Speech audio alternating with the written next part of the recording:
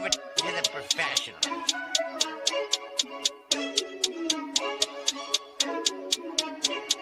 Blessed by Gandhi, blah, blah, blah.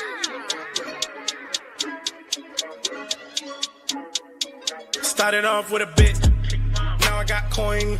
I see where y'all going. Been poppin' since Web 1, hella hopes on Web 2. I was living a dream, now I'm on Web 3. And it is what it seems, topping the pyramid schemes, I'm telling you. I'll sell you a percentage on Nebula. Shout out to Vince, he'll set it up. Surfing on the web and I'm shooting at 3. I've been goated when I got my G. I'm an alien boy from a different planet, yeah. So I got my drink, I'm riding in the 1920s Model T Ford. Call her era lord. Call me Levi, playing on them keys, boy. And I'm about to put my gloves on. If I said it, then I meant that. Yeah, I like that one, I'm about to get that. Crash that whip for the drumsticks, whiplash. I'm about to get them all. Are you with that? In a white boat, surrounded by blue. I want one, but I got a cop too. I wanna fly high in the sky, arms out wide, trying to soar from a bird's eye view. I'm on fire, Ricky, Bobby, cracking the pavement, Whitney, Bobby. I'm a Saki bomb, Hiroshima, Nagasaki. Bruce Wayne been a dog, and I keep it 101, cause I'm feeling kinda spotty. You sipping on some rock, and I'm sipping on octane. The only thing around my neck is the Started off with a blockchain. bit, now I got coin. I see where y'all going. Been poppin' since Web 1, hella hopes on Web 2. I was living a dream, now I'm on Web 3. And it is what it seems, topping the pyramid schemes, I'm telling you. I'll sell you a percentage on Nebula. Shout out to Vince, he'll set it up. NFT, Twitter, blockchain. Seeing with the ghosts and we ballin' like the Brown James. Crypto. We can make a trade, get the memo. Reviews not falling for the FOMO. Listening to Coffee with Captain. You know we worldwide, they loco. I ain't never gonna stop rapping. Orlando, yeah, we working magic. We rocking Ethereum NFTs. I just went and caught me a half base. Man, I gotta shout out Started the off with a bit. Now I got coin. I see where y'all going. Been poppin' since Web 1, hella hopes on Web 2. I was living a dream, now I'm on Web 3. And it is what it seems, topping the pyramid schemes, I'm telling you. I'll sell you a percentage on Nebula. Shout out to Vince, he'll set it up. Freaking the mood to choose one, but they got knowledge to move, son. I'm shocking in shades with my brother in suits, yeah, them blues is coming. Even though it's hard to pick, eeny, mighty, mo, soda on the mix, no biting lips, it's time to go. Index number 1, no thumbs up, you gotta scroll. Looking at the ghost in studio, it's time to go. Had a helmet on by myself until I met a mask that wanted to have a face off. So had to bring my chainsaw, full tank of gas in the ride with my brakes off. I'm A1, but a different kind of steak sauce. Welcome to Coffee with Captain, powered by ApeCoin, where we dive into all things crypto, NFTs, Web3, and cutting-edge technology. Remember, nothing here is financial advice. Early-stage tech can be exceptionally volatile and risky. So grab your coffee and join Cap and Steve for today's conversation. Welcome to the future. Welcome to Coffee with Captain GM. Thanks so much for joining us. If you've already done so, do us a favor, drop us a GM in the chat down below, then head up top, smash that like, repost, and bookmark on today's space. We greatly appreciate it. It does warm up the algo and does us a solid. We're live on my abstract today, as well as YouTube, the X video feed, and as always, those likes, reposts, and bookmarks on the Spaces audio post do us a big favor. You also find the carousel up top. That's live for the week, approaching 1,000 episodes. Hard to believe. We got a big week lined up this week. Special guests throughout the week. So do us a favor, hit those reminders. Let's get things warmed up for our special guest. And as always, I'm Captain, my co-host, Steve. No any financial advice in this show. Crypto is risky, NFTs are risky. Meme coins, etc. risky. Go to zero to moments notice. Please don't put any money you can't afford to lose. No, Steve and I hold tokens we'll talk about from time to time, including Pingu, which I just got my first penguin gift, my first pudgy penguin gift from my friend that I've been talking to here lately. Had a fun weekend and woke up to a good morning pudgy. You love to see it. We had the brand coin thesis conversation over brunch yesterday. I'm getting unsolicited pudgy penguin gifts this morning. Steve Giemster, how you doing? I don't know. I mean, taken out of context, you just said you got a GIF from your lady friend and you woke up with a little pudgy. I'm not sure how that's going to translate over to the audience, but give us a like or retweet. You're right. Also that bamboo underpants. Give us a like or retweet, a comment on the room. GM Dollar friends out there. Mel. Thankfully she's not on X. The folks out there, RDL, Bordo Saka, thanks for the repost, Solomon. Always a little bit slow to start on Monday, so all the likes and the reposts. Get yourself out there. We'll drop that secret code. You know what? Like, fuck it. We'll drop the secret code a few times throughout the show. But if you are here bright and early, and we appreciate it because we know you probably stick with us through the whole show, op.xyz/claim.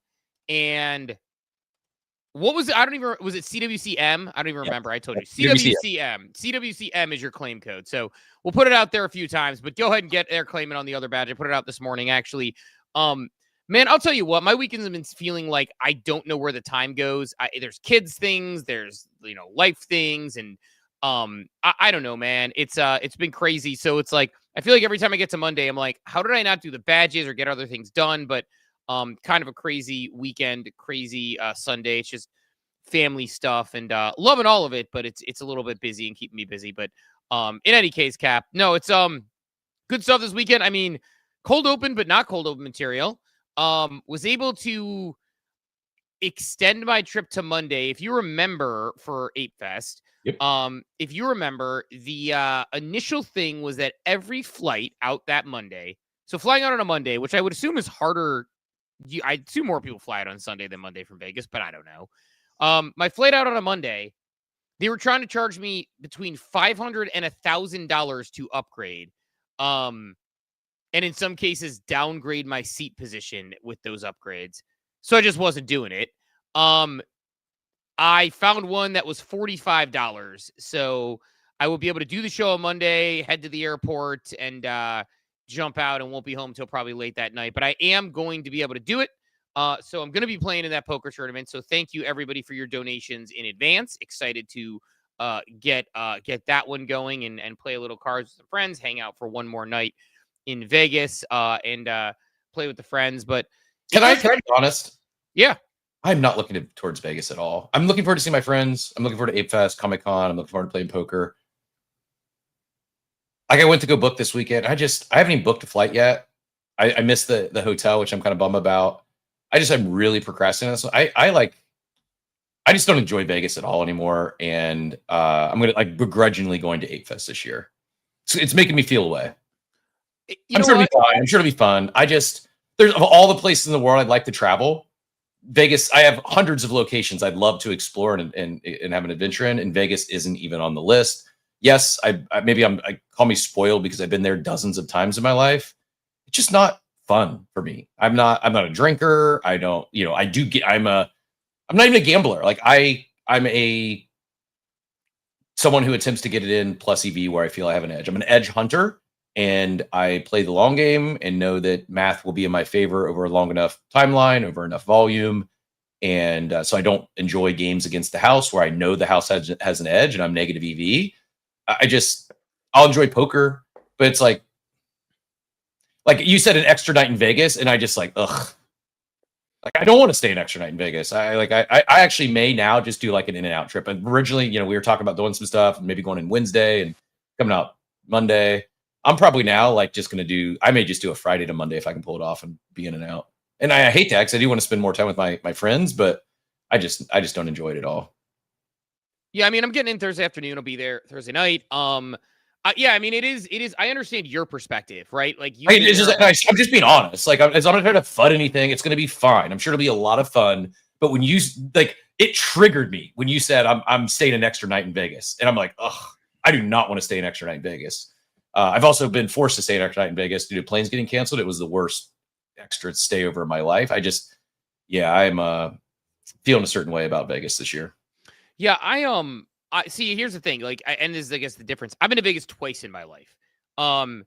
Those two times, once I won enough money in the Harris poker room to pay for my trip and my, at the time, girlfriend's, now wife's trip. So that went really well. At the time, I was literally paying my bills with poker, though. So I was really sharp. I'm way out of practice now. I should get my practice together next month.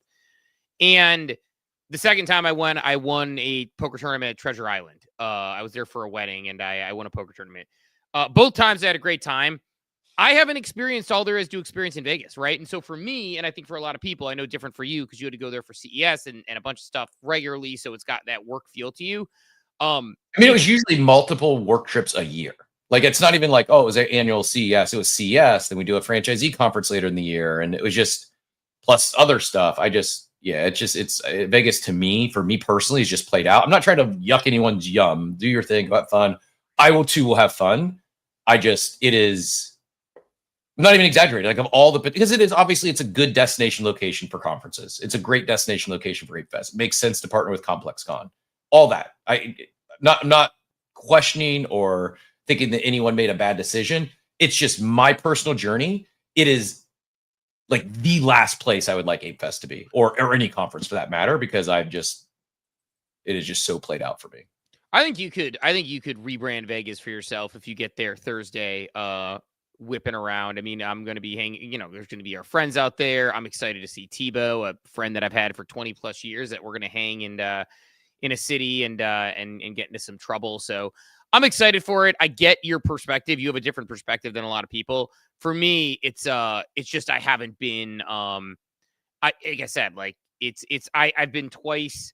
I like it. I like the idea of, I'll do some complex con, but there's a good chance I'm sitting in a sports book on a Saturday firing college football bets. It's the only place I feel like I have any sort of edge whatsoever. And so I've been cooking college football this year.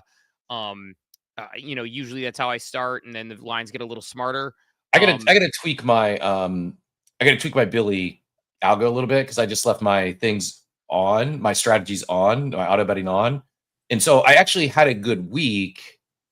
However, I had several. I don't even know the exact count, but several where the lines moved a little bit, and because, as you know, it'll cash in, it'll cash out. Like, I ended up with both sides, action on both sides. So I ended up with not nearly as good a weekend this week as I had last, because I just basically hedged half my bets.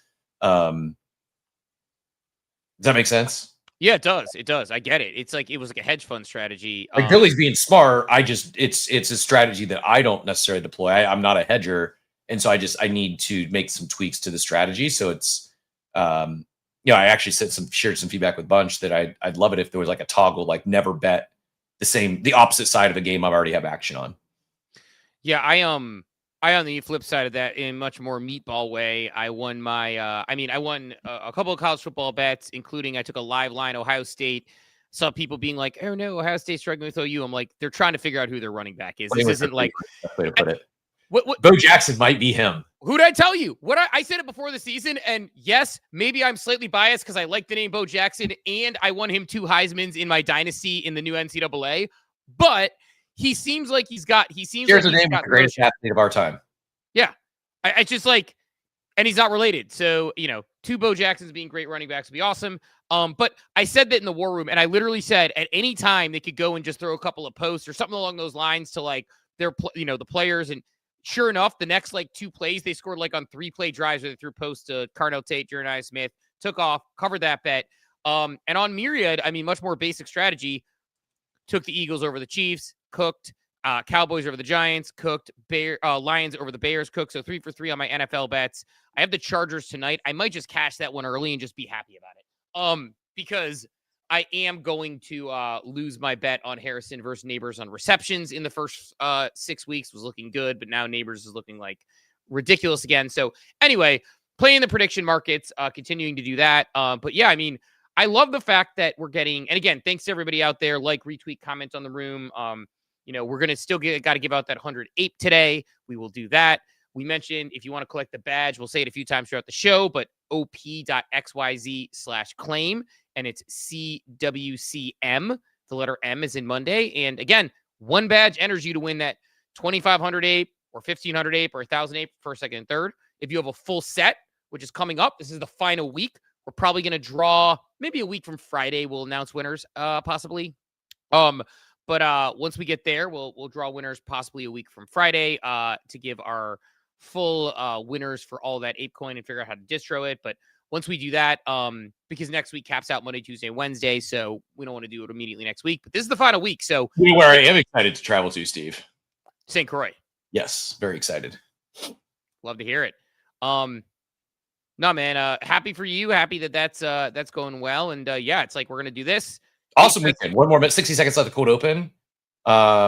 Really fun weekend. Hit a comedy show on Saturday, which was a good time. nice dinners, and good day yesterday watching football and knocking out a honey-do list. It was productive and relaxing at the same time. And for my guy Von Frunton, the fun pool days continue, buddy. Love it. We're seeing Caps loving life, man. I mean, it's good. It's these stages of life where it's like, everyone should go through at least one midlife crisis, if not two, in my opinion. Well, like, here's the thing. Like, I think midlife crisis. The first one was a hell of a fun time. This one is very, very different than the first one. And it's not really midlife crisis. I'm very happy in life, but I'm doing midlife crisis-y things. But I always think midlife crisis is like this. The truth is, it is like people say it, but I also think like it's a thing people say, but you sort of have this realization as you get older that you're like, oh, life is short. Like, we're gonna die someday. Do the fun stuff. Right. Have fun things. Hang out with fun people. Like somebody buying like I remember the midlife crisis trope when I was growing up. It's like, oh, the guy in his 40s bought a convertible, and it's like, oh, you mean the guy who can now afford a nicer car bought a nicer car that he likes to drive and contemplate life instead of just, it's just like, it's like those things where people are like, oh, it's like, there's different ways people approach it for sure. But it's like when you realize, hey, life's short, enjoy it. Like I mean, you know me, I've been on that train for years where it's like, I just enjoy, like, I am like, enjoy life in this moment because it is short. So I'm enjoying where my kids and everything else is at right now. And when my kids are older, I will enjoy that next phase where Dawn and I can travel more and do some of the things you're doing right now. Cause I know you're only a couple years ahead of me in life, but further ahead of me as far as like the kids' ages and stuff go. And it's like, yeah, I should stress there, that is a big, big deal. Don't like leave your family to go do fun things. Like, have the fun stuff with your family. I would give anything to run that back. I can't. And I'm not willing to double down and go to 0 to 18 again at this point in my life. But yeah, do the fun family stuff and then enjoy the time or enjoy the next chapter. Enjoy every chapter. I mean, I'm not even exaggerating, and I'll say this out loud because no one listens in. That I don't want this to be taken out of context. If anyone clips it and sends it to, anyone that shouldn't hear it, I will I'll come hunt you down. But like, I've lived in this area for almost 5 years now. I don't think it's exaggerating to say I've had like done more things, had more fun, specific like to the local area. Not touristy stuff, but like maybe some like the Dolly Museum, stuff like that. But just done more things in this area, had experienced the area more in the last, 6 weeks than I did in the prior 4 years combined. Because of the person I'm hanging out with is a lot more fun and wants to do more things. Yeah, I mean, I actually think I heard like Alex Hormozy saying like that choosing life partner is actually one of the most important decisions. Yeah. Or I think he said is the most important decision. Double, triple, quadruple tap. Yeah, and it's either going to make both ways, easier. both directions. It is like, honestly, it's living life on like 20x leverage, and it can go both directions. Like, not even exaggeration. I'm not taking shots at anyone else. Like, I'm grateful for all my life experiences, but who you decide to partner with life with, whether it's for 80 years or 8 months, it's literally you're just levering up life, and that can be 20x to the positive, or it can be 20x to the downside. Like, it will absolutely. It's like they say, you're an average of who you spend the most. You become an average of who you spend the most time with, of the 5 people you spend the most time with. That may be true. I think it's like compounded significantly when you're talking about your life partner. Yeah, and I'll be careful what I say too, because I don't know who listens to the shows, but I have friends whose life partners were a major headwind for them, and it's like I see how it drags them down, and some of them who will always be with those people, unfortunately, and I know that. And then I have a very fortunate situation where I've got a great life partner, man. I think Machiavelli wins the 100 ape for today. Yeah, Machiavelli 100 ape already secure. Lock it down. Machiavelli, we're going to cover that. You're listening to those seasons. First of all, he says, can't wait to have a midlife crisis. And then he follows that up with, I bought the September 5th badge for 48. That's about as midlife as I get right now. It's amazing. Yeah, Machiavelli, we're going to cover that badge. And you'll have 68 on top of it. But yeah, man, it's just, it makes a difference. And it really and I know we'll get into the news of the day again. Give us likes, retweet, comments on the room. There's some cool stuff going on today as well. But, as we get into this Monday, on a little bit of a slower start, I really do believe that I never thought about it, because what I take for granted is people talk about people having access to their phone. I hand my wife my phone, like, because my ChatGPT has the recipes on it and don't even think twice. I don't care if she has my passwords. I don't care if she has my things, but we grew up together. There's no skeletons in the closet. And I take for granted sometimes how great that is. And to your point about living the life, it's like I go on 1 to 2 family vacations every year, even if it's a weekend getaway, a trip to New York, plus like a cruise or something like that. I try to do 1 to 2 of those a year with my family. I go to all the kids' games and do all the kids' stuff. I make a point to do that. I've missed crypto trips and other things because of it. And I think like I don't get everything right in life, right? Like I am constantly worried about the walls crashing down as I try to figure out how I'm going to financially make it through all the next phases, because we don't scam, we don't do crazy stuff like that, et cetera, et cetera. So I'm constantly worried about that. But that said, like, I look around and I say to Dawn sometimes, I'm like, yo, we won. We got great kids that are respectful. We get to have fun with them. We get to go on vacations with them. We get to do stuff together. Like as long as we white knuckle our way through until our retirement funds hit and we have enough money, God willing, to just kind of sail off into the sunset, like, we did it, man. We're doing this thing. So trying to enjoy every phase of life as they go, and including this one. So it's just, I don't take it for granted, to your point. And I think that point that we make, and again, just double tap on it. Like, I think people sometimes feel trapped in relationships. It's like, you don't have to be trapped. Like, you can make the decision if it is a bad situation for you and it is not working. And I have friends and people I know who have, their life has been like effectively derailed as great people in great situations by bad partners. You know, and I hate seeing that. So like, you know, enjoy your life. You get one shot at this thing. Like, there's no reason to be miserable or upset about it. I know there's more complicated stuff, and I'm really lucky in that sense, but yeah, let's just keep cooking. Be a life maxi, because like, you're not going to get another shot at this thing. This is it. So take your one shot. And to put a pin on it, like, yeah, like that was what it's funny when people say midlife crisis, I would always say to people, I'm like, do you mean midlife crisis, or do you mean like people had more money and more ability to realize the things they really wanted in life and they wanted to chase out of the rat race? There's a last thing I'll say in it. I'll try to find the YouTube video, and I don't remember who the guy was. So I'll say the name, and I'm sure like some hippie people will know who it is.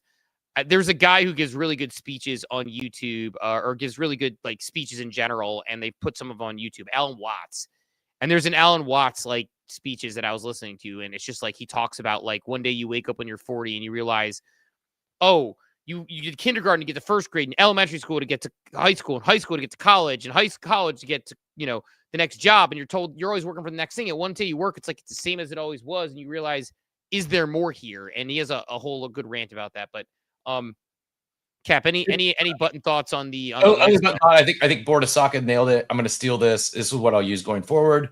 He says midlife opportunity is a better way to look at it. 100% agreed. Like it's like I think the thought is like you come to the realization that while you may say life is short and our time here is limited, you hit a certain age and you realize like, oh my God, that's actually true. Like, my life might be halfway over and there's still a lot of things I want to do. So just don't wait for the perfect time. Live life, and certainly not a crisis by any stretch of the imagination. Yeah. Sort of. But yeah, it's different chapters. Like to your point, like you're not there yet. You have kids that are still, you know, at home, and you know, that's the priority.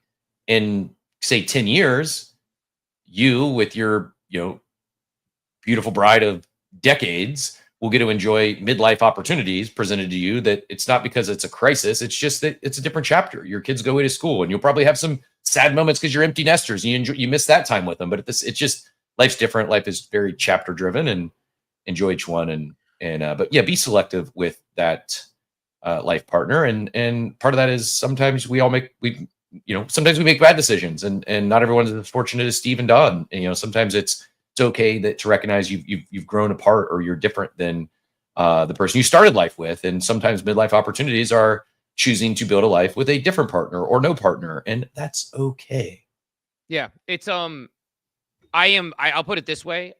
Last thing though, she did send me a Pudgy Penguin gift this morning, as I said, and that's like, so yesterday we had the brand coin thesis conversation regarding Rect.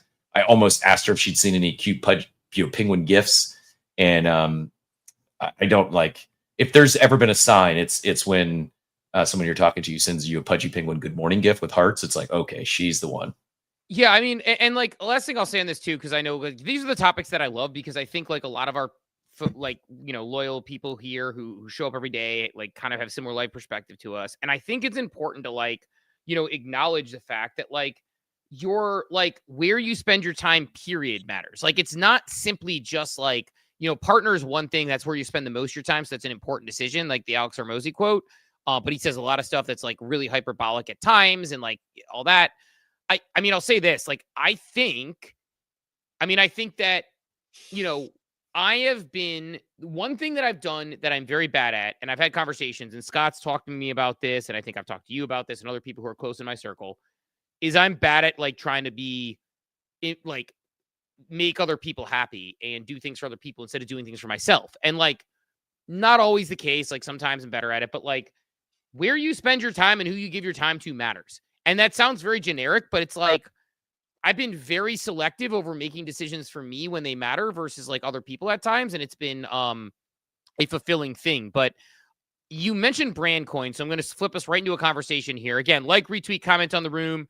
Again, if you want to get entered to win thousands of dollars in ape, CWC, or I keep always do that, op.xyz, op.xyz/claim, CWCM is the code today. Also, Steve, while you start talking brand coin, I have to cue up here while we're talking brand coin. Go do us a favor and vote on what you think we should call the Coffee with Captain brand coin, because it is coming. It's coming soon. I think, Steve, I know we said we'll probably launch after we get back from vacation. Maybe this week. I think we should launch it this week. I seriously do. I think we're going to have major regret if we wait 2 weeks to launch this thing. I think it could cost us tens of thousands of dollars, potentially. I don't think that's the case, but I think there's an airdrop beforehand. I think my gut tells me those who already have an existing coin, those who are already existing streamers, I think they get outsized rewards. And you're talking a company that is right now printing more money on a daily basis than anyone in crypto. Like they just flipped Hyperliquid on 24-hour fees. Like Pump.fun is having a moment again. If you've missed it, I mean, it's not just the valuation, the market cap of the Pump token, which just hit 8 billion again, or hit 8 billion. It is like they're really having a moment, and airdrop is coming. We know this. And it's like I made this mistake with ENS. I talked about registering ENS. I'm going to do an ENS. I'll get my domain. I just don't need, gas is too high. I'm going to pay $50 in gas to go register a $30 domain. And that was a $10,000 mistake. I had a friend of mine who was into domains, and he did his thing and listed his personal one and a couple business domains, ended up with $10,000 in ENS airdrop. I don't want to say we're going to do this and just delay because of life, and then and then miss out on a substantial airdrop. I do think we should prioritize this, because if we're going to do it, which I think we are, I think we should do it sooner than later. I'm gonna fire some DMs today, and we'll make sure we're doing it right. Because I know a lot of people in the war room were telling us, do it now. It's not that hard. I'm like, it is very easy when it is not your coin, your thing, to say just do it right this second. I will be curious to do that. We'll talk Pump in a little bit, because I do think that it's a worthwhile discussion, but I do want to hit this brand coin discussion. So I'm sure you saw this over the weekend, Cap. Burbs, 24 hours, Incredible. $1.7 million in sales, 68,000 units. Now, a lot of people max minted this thing. I was considering minting at least a couple of cases. I only minted one case, so down horrendously as far as my case. I wanted to mint some extras. So, hey, but I'm glad I minted one. And we said in the war room, like, we weren't trying to force people into it, but like, this has all the makings of one of those things that you could have bought for $25. And a few months from, like, why in the world do we not buy? When in crypto does something that likely has a return, likely has some token allocation to it, not return at least $25, and could be kicking ourselves? And sure enough, in 24 hours at 2x. You know, these are NFTs, so you can sell them on the secondary market. I haven't checked this morning, but that case was $300. Last I looked was well over 600, if not over $700. Like, just absolutely, they've got the motion right now. Spencer and team are crushing it. $1.7 million in sales on a unknown collectible in a 24-hour open edition. Like, not to mention, I'm guessing they're also making royalties on the secondary sales of this thing. Like, this is how on-chain businesses get built, Steve. Well, two things about this one. I think number one, obviously the token speculation got some people going. Number two, I don't know if I'm going to be able to sell my case just as a case, or if I'm going to be able to sell individually from that case, which is the part. Yeah, I don't think you can sell individually yet. I think the NFTs it's a single or a 12-pack NFT, so you can you can exit your entire position. I don't think you can sell the individual units yet. Damn it! This is why I wanted to buy 6. I should have bought 6 if I had known. You should have minted a case and then minted 6 individual ones because they're the same price. I agree. I should have done the same thing, or 12 and 12. Yeah, would have been a major mistake. It's a major mistake that I did not, so I blew that one. It's also the mind F that it is crypto when you're talking about a major mistake that you're up more than 2x in 24 hours. We're such a huge mistake we made. A major mistake and a major mistake for not minting a I don't know what that comes out I don't know when. But 24 hours, $1.7 million in sales, 68,000 units. Before I get into the my take on this, what do you think this collectible is going to be? I have 2 guesses. Guess number 1 is blind box vinyls, which are super hot right now. My kids love them. They sell out in stores, sort of one piece, whatever they are. Like those vinyls that are like sort of like they're blind boxes, sort of blind bags. You pull them open, high quality, and you try to get the rare ones. Option number 2 is some completely off the wall rare collectible, the way Supreme makes bricks and random things like that then have high resale value, because the former leans into a major meta, and the latter would make it a very unique, non-duplicatable collectible. Thoughts? Like, where do you think they go on this? I think it's either a vinyl or like a charm, like a Labubu type charm. Like a charm or like a keychain type thing? Yeah. Yeah, like I think it's either vinyl or a small stuffed animal that you can hang on a bag, basically. Yeah. But I do agree. Both of those would have, I think, a blind box mechanic. I think that is something I'm almost certain of, is there'll be rarities. They may even said this, but if not, I'm certain almost that there'll be rarities and tiers of this thing, and they're going to, here's what I think. I don't think the collecting and the speculation ends at time of drop. I think there'll be potentially you could have rarity in these NFTs and in the boxes themselves, or at least one of the other. Yeah, I think they'll play a lot of games. He's too much of a collector. He gets this piece very well. He's not only crypto native, he's been collecting collectibles for decades and is very passionate about it. I don't see him doing this low effort any way, shape, or form. What do you think the item is? Do you think it's a burb? Or I saw I think it was JK had some speculation that it was going to be Tobins. I don't know how you pronounce it. The other character. Yeah, Tubins. I don't know. It's a great question. I'll be curious. Post? What's that? Did you see JK's post? Yeah, that might have been a shit post though. I'm not positive. No, it was it actually Tubins is a bad man. Well, it referenced the actual slide deck with a screenshot. Let me post it up, pin it up. JK's out here. JK's out here really bag pumping burb, so it took me a minute to find it. I just pinned it up top, and what it does is JK referenced the actual slide deck, put the slide deck in screenshot in the post, which I'll pull up right now, and says that went through the actual presentation, went back on it, and noticed that check out the slide on Tubins and Drubins. Sure, most of us only looked at the pictures. Here's the text. Tubins and Drubins started as quirky Moonbird traits and evolved into lore-rich characters. Tubins is a surreal, worm-like entity tied to collectibles and community drops, while Drubins adds playful chaos and contrast, both deepen the world's brave. Collectibles, you say, could be the first burb physical collectible, actually not be a burb. And that's if you zoom in there. Or maybe that's a rare one. Like maybe it's like the 3 characters they introduced, and then Tubins and Drubins are rare. Yeah, right? Could be all 3. Right. Yeah, I like it. So could see that, but yeah, so it's interesting. But before we get into my thesis on this, another part of the thesis, because yeah, it's fun to speculate, and everyone's gonna have to make a decision. Do you hold them for the token? Do you sell them? It's why you probably want to have 2 to 3 of these things. But again, there's also a world where you're like, I can't believe I just spent $500 on a I don't know what that comes out I don't know when, and it wasn't worth it. So there are those worlds that happen. My problem is there's a chance where what I end up doing is I sell the box beforehand just to lock in the profit, and then I just grab 1 or 2 that I could have for me personally. Also, last digression, I promise. For those asking, yes, yoga was a success. Actually got complimented. Said that looks like you've done this before. My first ever class, I had done a couple of like Peloton stretches before, so I know some basic positions, but it felt good actually. Would do again. Hips felt good, lower back felt good, and again, enjoyed an hour with someone I enjoy spending time with. So I'll be back at the yoga studio. It's about the friends you stretch with along the way. Exactly. Joey Vowles, give me your take on this. I saw you fly up here. You're a big collectibles guy. Jump in here, GM. Jim, guys, I love the blind box idea.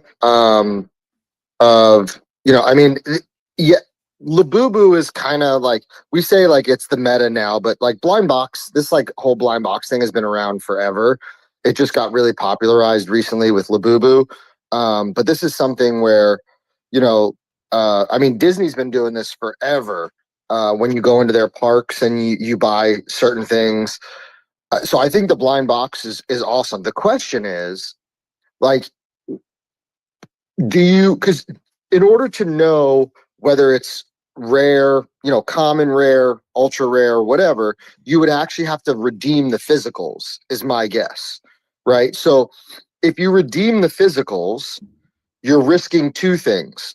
Number one, you no longer have the NFT to sell on the secondary market. So like if these things, like this is the thing with on-chain, the on-chain like unknown, right? If you redeem the physicals for the opportunity to open them to see if you reveal, let's say, like you said, the Tubin is the grail, right?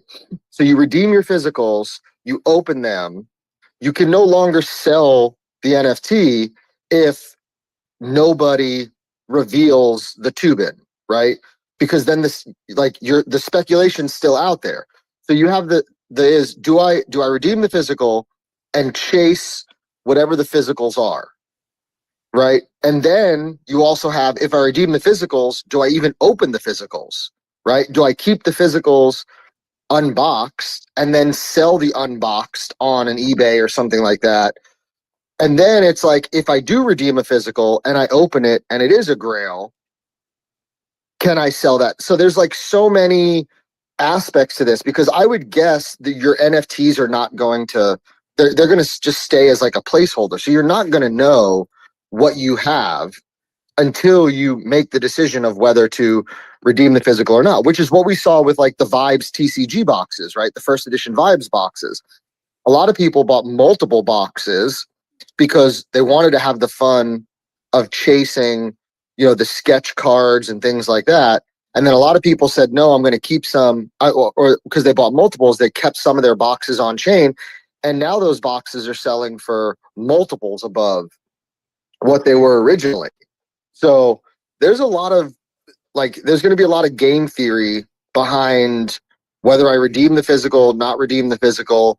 To your point about buying the set of 12, yeah, I regret now just buying a set of 12 versus ordering 12 individual ones and having 12 NFTs, because now I only have one NFT of 12, where I'm in Steve's situation where it's like, do I sell the set of 12 to go buy some individuals because I actually want to open some of these, but also be able to sell some too?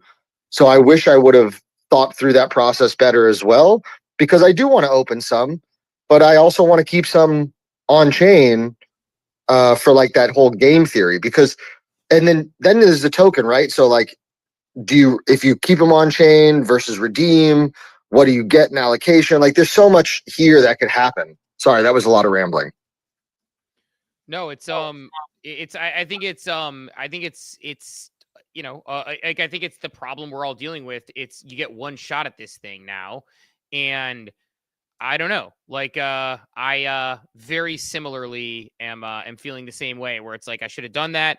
That said, I mean, really cool mechanism if they wanted to do it, which I know is not possible with this current technology, but a really cool two things. One, I actually want a physical collectible. So I'm like, not, I definitely want one of these things. Number two, the other thing that like I think is interesting about this is like, if there was a mechanism where you could actually open the boxes on chain and like have that choice to know what you have and keep it vaulted, that would be cool. I know BZ's done that with like blind boxes where you get a blind box, you rip it, you keep the asset on chain. It would be cool if they had that same sort of mechanism so that you would have the choice to open individually your boxes one at a time and do that. Like, I don't think it's the case. You get one NFT. So I'm going to get one shot at selling these things. But the I don't know what that comes out, I don't know when, is cooking. And that's the most, it's bull market indicators, man. I think we're all gun shy from like what happened in the previous markets.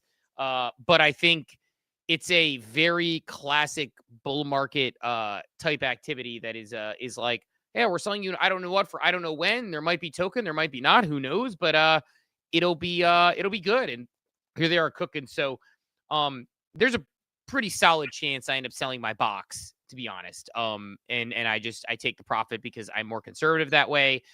Good news is my Meteor fees more than paid for me to grab a box. So I was able to snag one of those Meteor fees of the past couple of months. So I'm kind of free rolling there. But that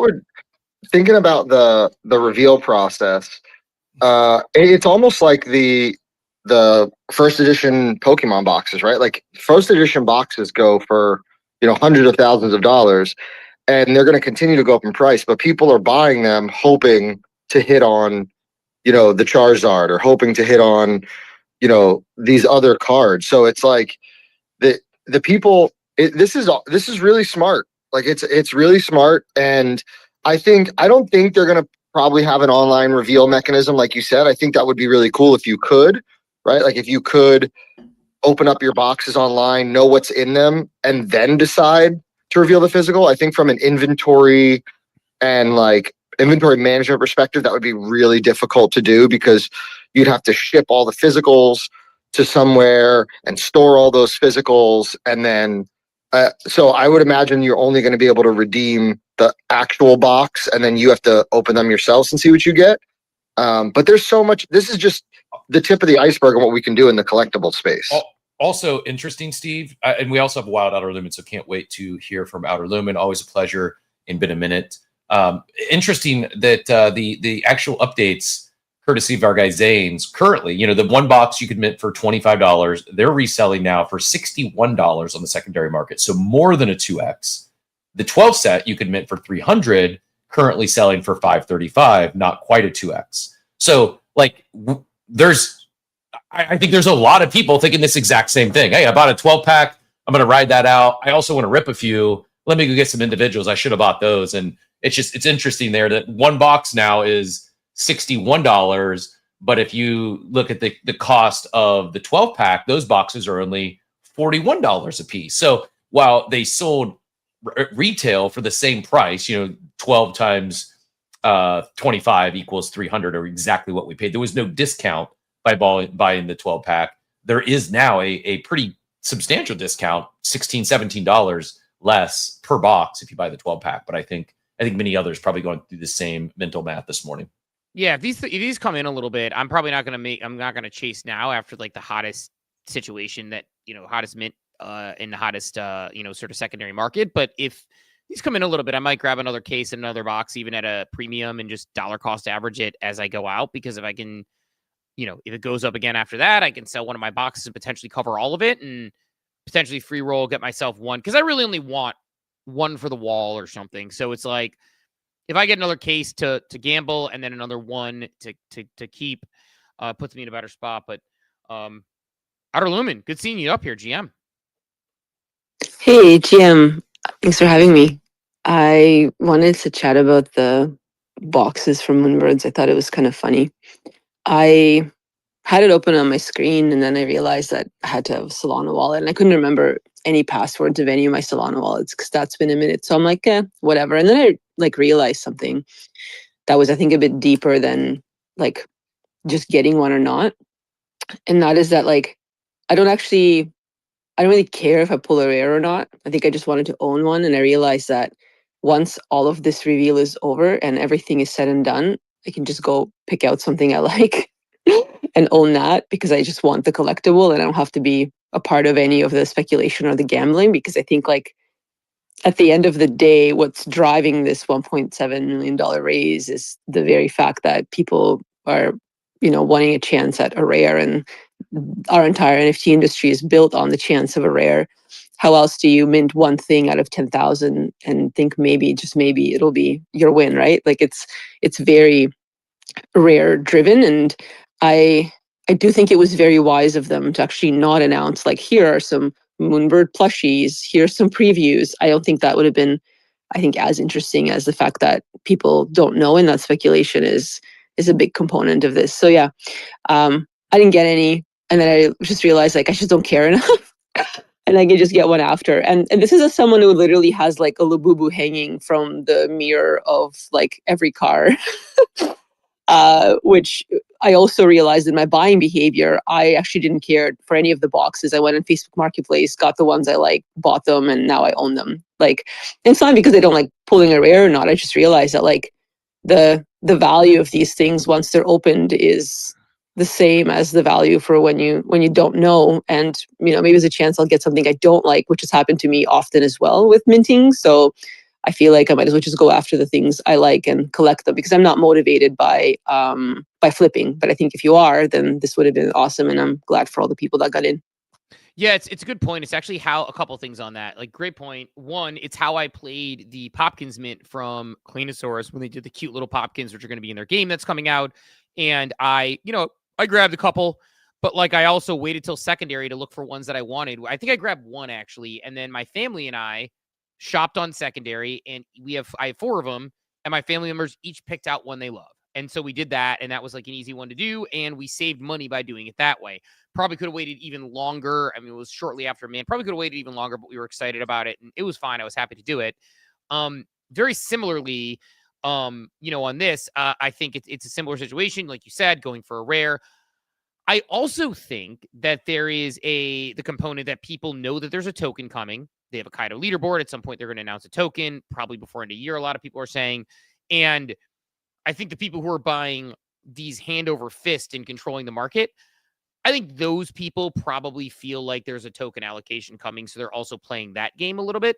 And so, for me personally, I'm staying, again, relatively clear of secondary at the moment, but we'll potentially look at that. And I think my plan is to probably sell before and do similar to you, just like look for one I like in the future that I can just get and have, because I want to own one of whatever this thing is, but it's probably not going to be selling for $60 for the one I like. It's like when you buy an aesthetically pleasing thing for like whatever, I probably will get one for like $12 that I like. Unless you hit one I don't like. I think that's the thing. Unless they haven't tiered and you hit an uber rare, that's the only way it sells for more than what it's selling for currently. Right. But I can find one I like. It's like a lot of times the aesthetically pleasing things I like are not the expensive ones, right? It's like that's just how it goes sometimes. Like I look at good vibes, and like some of the more rare ones are great and I love them and they're grails, don't get me wrong, but I can find a good vibes I like pretty close around floor and be really happy with it. And I think that's how a lot of things are. I mean, mythics are another one. It's like you're looking for a good mythic, like you can find a good mythic around the floor. Like they have some pretty good aesthetics to them, or a good oddity. So I think that's probably the wise play Outer Limit is saying. But I might be the crazy DGen play, because bull market, you make stupid plays, and sometimes stupid plays do not win you stupid prizes in crazy bull markets. We'll see how I play it, but I am playing the potential flip game, and I may dive in on this one. Joey, go ahead and get back in here. I think this is interesting how Outer said, she would wait till they reveal, and you said the same thing, because I think this is where doing it all on chain gives them an opportunity to continue to make fees off of these items, right? So if the mechanism isn't reveal, because there is a company that has where you can, they're not physical collectibles, they're digital. And I can't think of it right now. I think me and you, Steve, participated in once. There was like a Star Wars one where you would buy like this box, and then it would reveal whether you got like the rare Luke. I feel like we talked about it in the war room. But now if they do this all on chain, where you can decide to open up your boxes on chain, and then the ones you don't like, you can just list for sale. It's a much better way for them to control the market than forcing people to redeem the physical, and then like Outer having to go on like eBay and buy it on eBay. So, I mean, if their plan is, Q5, Q4, Q1, maybe they have time to get to the point to where you can reveal your boxes and you know what it is without having to redeem the physical to continue to collect fees, because I think that would be the smart thing for them to do. Especially because I think people are going to buy them on secondary if they and sell them on secondary, especially for the people that bought hundreds, right? If they have duplicates of them, they're going to want to sell them. And the safest way to sell them is on chain. Yeah, I mean it's part of what we can do on chain with collectibles that are a little bit different. And speaking of on chain, Cap, I want to get your take on this one. And I think you agreed with this last week, but I put some more thought to it. Tossed a tweet out over the weekend after seeing the major numbers, and I said a lot of people bought extra Moonbirds collectibles because of the expectation around of it being tied to the token. This might make you think that it's unsustainable post TGE. However, if they hold token back and take the Rec Drinks brand coin route, use it for loyalty rewards, it could work. And of course, collectibles still have value on your own. Knowing this, I expect those to be high quality. They're not going to flood their brand with junk, burbish. So the idea that we hit on this briefly last week, but you know, when I push back on brand coins, my thought was like, it's got to be a person in the space, a person who knows what they're doing, a person who understands, who has built equity with a brand that's built equity, with a brand that has a history, all these things. That's everything here. So it feels like we could be seeing a second brand coin emerge if they play it just right. Yeah, I mean, I think there's a real possibility. Yeah, no, I agree. I think it's coming. I think we'll have a Burbish brand coin, and I expect it to, you know, have some similar. I'm not saying the same, but I expect to have similar motion as has Rect and Pingu. Yeah, and I'm getting our badge count should be today. Would be 16, I believe. So Fiery Bird, if you're at 17, you might have one that even Steve and I don't have. Mm-hmm. Let's do this. Sorry, I was hitting WallChain, actually, who's going to be joining us in about 10 minutes with the StreamYard link. They just sent me a Telegram message, so I was making sure we do it. Let's do this. We hit on that. I know we've got a couple other things we're going to hit on after the interview with Yurii, as we talk to him about WallChain. Obviously, we got some, you know, S&P all-time high. We got to talk about Project Raid, which we're both top 10 in now in that leaderboard. Some Project X stuff. I have actually a hot take if Joey sticks around through the interview about RWAs that I don't know if he'll like or not like. You want to run a daily market update, potentially a more if we have time to do that, and then we'll bring on our maybe do the more because that's the daily market update. We're not obligated to. The more you know when you need to get in. Right on. The more you know, brought to you by ENS. It's time for the more you know, brought to you by our friends over at ENS. And look, we hit on it this morning. Pump.fun has been absolutely cooking on their token. In fact, the way I'm playing that, or strongly playing that, I've been by the way, I think this is the safest way. Like, it took me a minute to fully get into this. I'm sorry to cut you off. This is the way to participate in tokens that have attention and motion, but you're not sure which way they're going to go. You don't want to make a bet on holding the token, buying spot. You're not comfortable long, you're shorting it, but you know there's going to be action. Like, what you're doing it's just a no-brainer. More people need to be doing it. I'm kind of almost embarrassed to say I haven't got in this liquidity game and just being on both sides of a pool like this, where you can't lose. What I know to be true for a fact, people will buy and sell the Pump.fun token. I don't know if it's going to go up or down from here. I think it's going to go up. I think there's some bullish things, but there's also macro stuff. There's attention could change. There could be a new launch pad that takes a big steam out of their sales. There could be Drake sues the platform because his most recent album got leaked over the weekend and sent bag work to the moon. Like, all this, like, I don't know exactly, other than the one thing I am 100% certain on is that people will trade the Pump.fun token. And and just by knowing that and that being true, you can make money in this space, and Steve's going to tell you how. Yeah, I was going to say, I'll tell you how before I get back into Pump.fun on more. I am once again texting Cat my Project X ref link to try and get him on Project X because, I'm closing in on $200 in fees in 24 hours, less than 24 hours fees. And I'm up from a position perspective because of how it slid. So like the impermanent loss isn't there. Obviously, I'll rebalance, and there's that taken into consideration. But the way I'm playing it is I like the hype token. I like the pump token. I don't care if I end up with either one. It's at 460% APR right now on Project X. So I put my ref link to Cap. I'll put one in the chat if people really want to do it. But again, this is more expert LPing, so I'm not recommending anybody go and do it unless you know what you're doing. But Cap, I'll say, because I think he knows what he's doing there. But absolutely cooking on the Project X. But that's how I'm playing it. But look, we talked about it cooking, and Pump.fun has been a revenue machine on Solana since launch in January 2024. The platform has generated over $800 million in lifetime revenue, closing in on that Billy mark. And in mid-August, it saw its strongest stretch since February. 4.68 billion in weekly trading volume, more than 1.3 million active traders, and over 162,000 tokens launched in just 7 days. That same week, Pump.fun booked 13.5 million in revenue, taking a simple 1% fee on every single trade. The scale is relentless. We're talking billions in volume and hundreds of thousands in new tokens created over a rolling basis. Love it or hate it, Pump.fun has cemented itself as one of the most profitable and active platforms in crypto. And that is The More You Know, brought to you by ENS. ENS does more than you know, not just anchor your name across Web3, but anchoring it across the internet. It's your identity, simple, memorable, and unmistakable. Your security, interoperability, and ease of use. Go to ens.domain, secure your ENS domain today. And yeah, Cap, on Project X, again, like $200 in fees in 24 hours, not sustainable. It's not going to stay. It's just you take advantage of the pools that are doing well. At one point, K-Hype was doing really well there. Now this one is. You rank up on a leaderboard for a massive airdrop, which I believe, not my words, but ICOB said that airdrop will retire bloodlines, was his words. And he's been pretty good at this stuff so far. And again, for me, it's like, I just, you get a 10% boost for using a ref code, but like, you got to know what you're doing because you don't want to swap on the Project X platform. That loses you a ton of money in fees. They don't really have good theses. You got to know the right places to swap and all the right stuff. But, yeah, man, I am a fan of the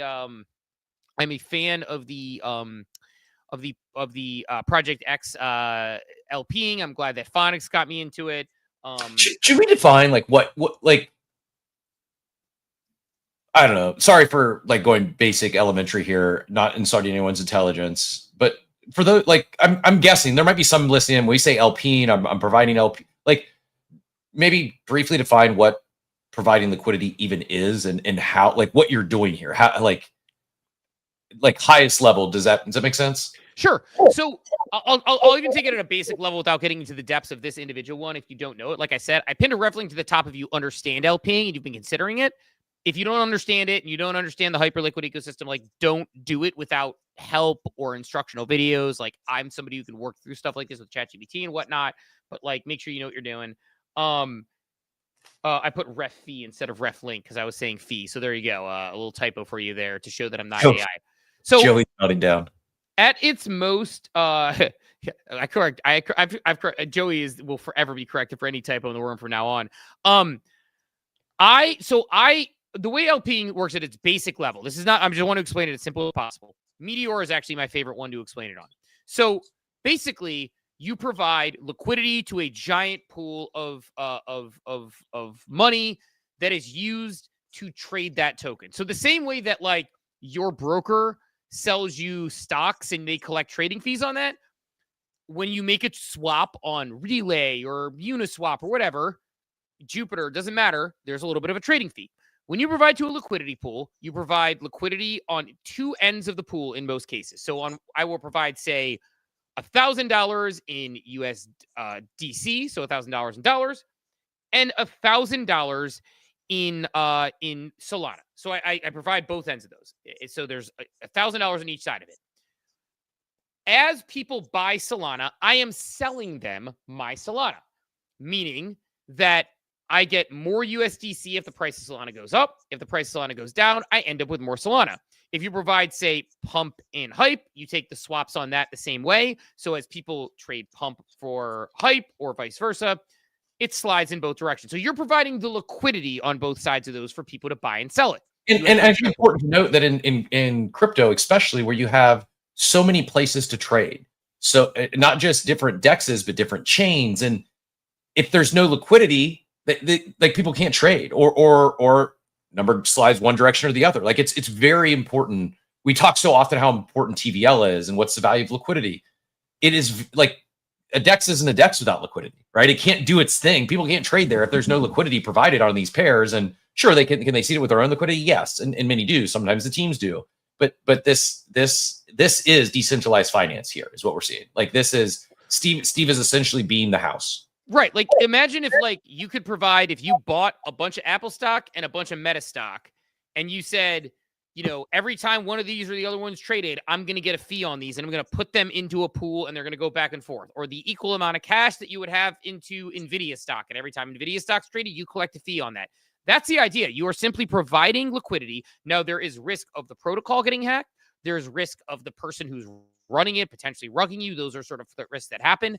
But if you put into large pools, you obviously minimize your risk. If a pool has, you know, $10 million in liquidity and you put in $500, you're a small drop in the bucket. But so number one is you're providing liquidity on both sides. You are selling them either the Solana or the USDC in this situation. Then the other thing about it is they have what's called ranges, meaning that like effectively the tighter the range, the more likely they are to use your liquidity and the more likely it is for you to sell it. So the fees are higher if it's tighter range. So if it trades in like a, you know, 10% range, then, you know, versus a 20% range, you're going to get more fees one way or the other. You have to babysit those because they go out of range. So as long as it's trading within your range, you get it. So again, simplest way, you provide equal parts of liquidity on both sides of two assets. Every time those assets are swapped and traded, they collect fees on them. You get a percentage of those fees. And again, Project X is right now on the pump hype trade because those are two tokens that are going up. It's worked out quite well. And I think the other thing that you have to think about it is like the reason why I like that one is I don't care if I'm left holding either asset. So if the pump token pumps and hype doesn't, okay, I have a bunch of hyperliquid. Not a bad place to be. If hyperliquid goes down, I have a bunch of pump. Not a bad place to be. And if they trade in kind, well, that's the best situation because you're then constantly getting fees as they rip. So just a way to approach things, a little bit of a different way to play DeFi. And so if you're not familiar with LPing, I only have been LPing for about a month, and it's been a really fun venture to learn. And again, most of these Meteor, Project X, you're earning towards an airdrop too. So an important disclaimer here from Von Front in the chat says, because I said you can't lose. You can. He says that you can't lose asterisk. You can't lose if both sides of the pool go up. Sucks if you're holding two falling knives or get impermanent loss by having a stable as one half of the pair. Well, and the impermanent loss thing, I will say, and then we'll bring our special guest here in a minute. But the impermanent loss thing is like this is where it gets complicated. I've talked to Von Front about this.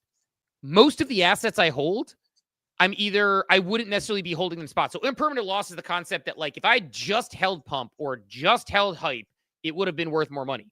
But one, I don't know what I would have done in those situations. So that's one, you know, sort of like, you know, hiccup there. But then two, I also do things like I'll take hype and I have it on kinetic. So it's earning like 5, 10, 12, 15% or something. So as long as my fees plus what I earn on it outkick that impermanent loss, well, then I'm in pretty good space. So I tend to like have those assets held spot and other DeFi mechanisms to sort of offset for the impermanent loss and make sure that I'm working towards those airdrops. So again, people want to learn more about that. I know I got to do more content on this. I've been told I got to do more content on this. I got to figure out the best way to do it and film it. I'll let people know, but definitely some opportunities. But that said, I'm going to flip our Ape Chain Architect section here, and we're going to talk to Yurii. WallChain is cooking right now, so I'm excited to talk to him a little bit and get that going. We will bring him on after the intro. Block by block, we pave the way. Ape-chain architects lead the way. We spark the flame, ignite the chain. Ape-chain architects, remember the day.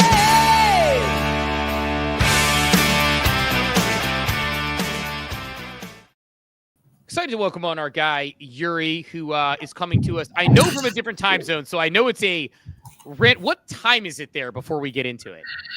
It's Europe. It's 3 p.m. Not that bad. Okay, not too It's bad. the middle of grinding. Yeah, I know. I've been in the DMs or Telegram with Yurii before, and it's been like later, like in the evening here in the States, and he's like, it's like 2 a.m, so I'm gonna go ahead and go now. So I appreciate you, sir, for jumping on with us. But before we get into, we're going to talk WallChain. We're going to talk the raid campaign, which I think has just absolutely blown the doors off, from what we might have even expected. Why don't you give a little bit of your background? I remember you had a tweet about something with Devin from OpenSea. Like you go back. So talk to me a little bit about your background, if you don't mind, and give everyone a little bit of who you are. Sure. Hey everyone, quick intro, Jape, G-Quack. Quick intro about me. Most of the life being a software engineer, backend infra engineer, Meta, Google, Google Maps services, Google Play, infra, then started doing startups in 2020, went through Y Combinator with Web2 startups, then in 2021 started NFT live streaming platform.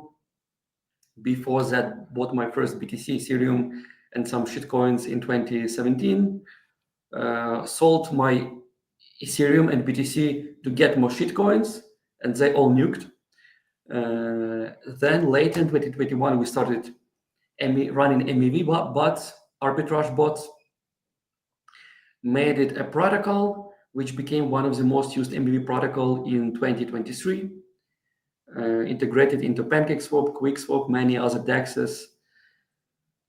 Then we switched early 2024 to consumer solutions that help other projects grow on X, analyze various X activities, optimize growth, and working with work with creators. And that's how it all started. We've created an algo to analyze accounts and content. We published this algo on open source on GitHub in 2024, and that's how it all started. And now we're here. Yeah. So WallChain is here. WallChain is obviously, I would say, it's a leading InfoFi platform. People are super familiar with it. You've got some great client leaderboards on there. Most recent one, obviously, for us, you got ApeChain, you have ApeCoin Project Raid, which I think people appreciate. Talk a little bit about WallChain and sort of your, there's a lot of debate around InfoFi. People, it's all noise or talk a little bit about WallChain and how you see InfoFi before we get into Project Raid specifically. Sure. So there are a lot of talks about InfoFi in general and many InfoFi solutions. A lot of them pop up, and it's easy to create InfoFi solution, easy to come up with various InfoFi ideas. The biggest challenge is to execute it properly. And one of the main challenges is to analyze accounts and analyze the content. And while it's kind of a challenge, it's still possible, but running a successful campaigns that drives fundamental metric has a lot of other parameters in place to make it results driven, to bring results, bring the needed outcomes for the campaign. It's similar to running ads. Anyone can write ads that are worth $500,000, but there's no guarantees that running those ads will bring results. That's why there are big marketing teams with a lot of experience which know all of the nitty details to make sure that spending $500,000 on ad campaigns on Twitter, Meta, Instagram, somewhere else brings and drives those results. And that's how we see those InfoFi campaigns, AttentionFi campaigns, mindshare leaderboards. It's not just running it, spinning up the leaderboards and hey, jump on. It's a lot of other nitty-gritty details that needs to be designed in place to make sure it drives results, not only social metrics up, but fundamental metrics up. That's what we focus on, and these are the results that we have with each of our clients. Yeah, it makes sense. And I think one of the things I've noticed, you talk about driving results, InfoFi getting smarter. So one of the things I get excited about is the idea that there's a boost for having a Bored Ape Yacht Club. There's a boost for having 500 ApeCoin in a Solana wallet. And a lot of these projects are starting to say, hey, we want to see actual usage results and reward the real people who are using the real products, not just the people talking about it. How important is something like that, I think, as you talked about, because you kind of talked about what you're looking for clients as well as what you're looking for to create. How important is that for rewarding great people? Yeah, so it's fundamentally important to drive fundamental results, because that's why like businesses, projects exist. They don't exist purely on like um, socially inflated attention. They exist because they have some fundamental mechanics, fundamental product usage, whatever it is, and they want it to go up. They have some North Star metrics, and rarely that North Star metric is like number of replies on their social tweets, or number of like, I don't know, posts about them.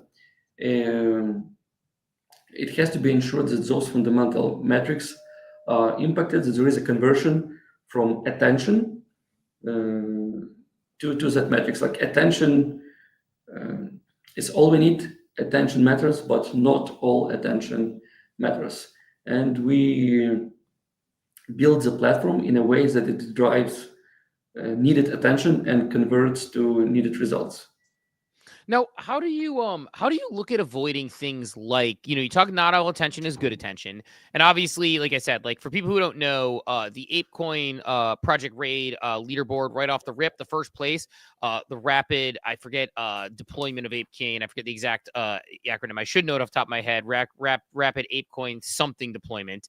The Project Raid is the home of Project Raid's leaderboard is on WallChain. And one of the things they offered was if you own a Bored Ape Yacht Club, you get a 2x boost. Mutant Ape Yacht Club 1.7, 500 Ape or more is another 2x boost in your Solana wallet. You get one chance to connect those wallets, so make sure you connect the right ones. I know a lot of people connected their hot wallet instead of their Ape wallet, so be careful on those sort of things so that you make sure you get your proper boosts and whatnot. But you talked about like not all attention is good attention.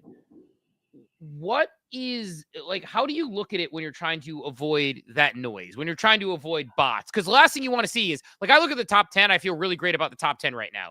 Jbon, me, Tebow, Bouvet, Dort, Hunter, Cap's on there, Jay's on there. It's like, it looks great. It would probably be a nightmare for you if there were 10 bots on there. So how do you avoid that? Or what do you do when you're tweaking the algorithm to make sure that things are good?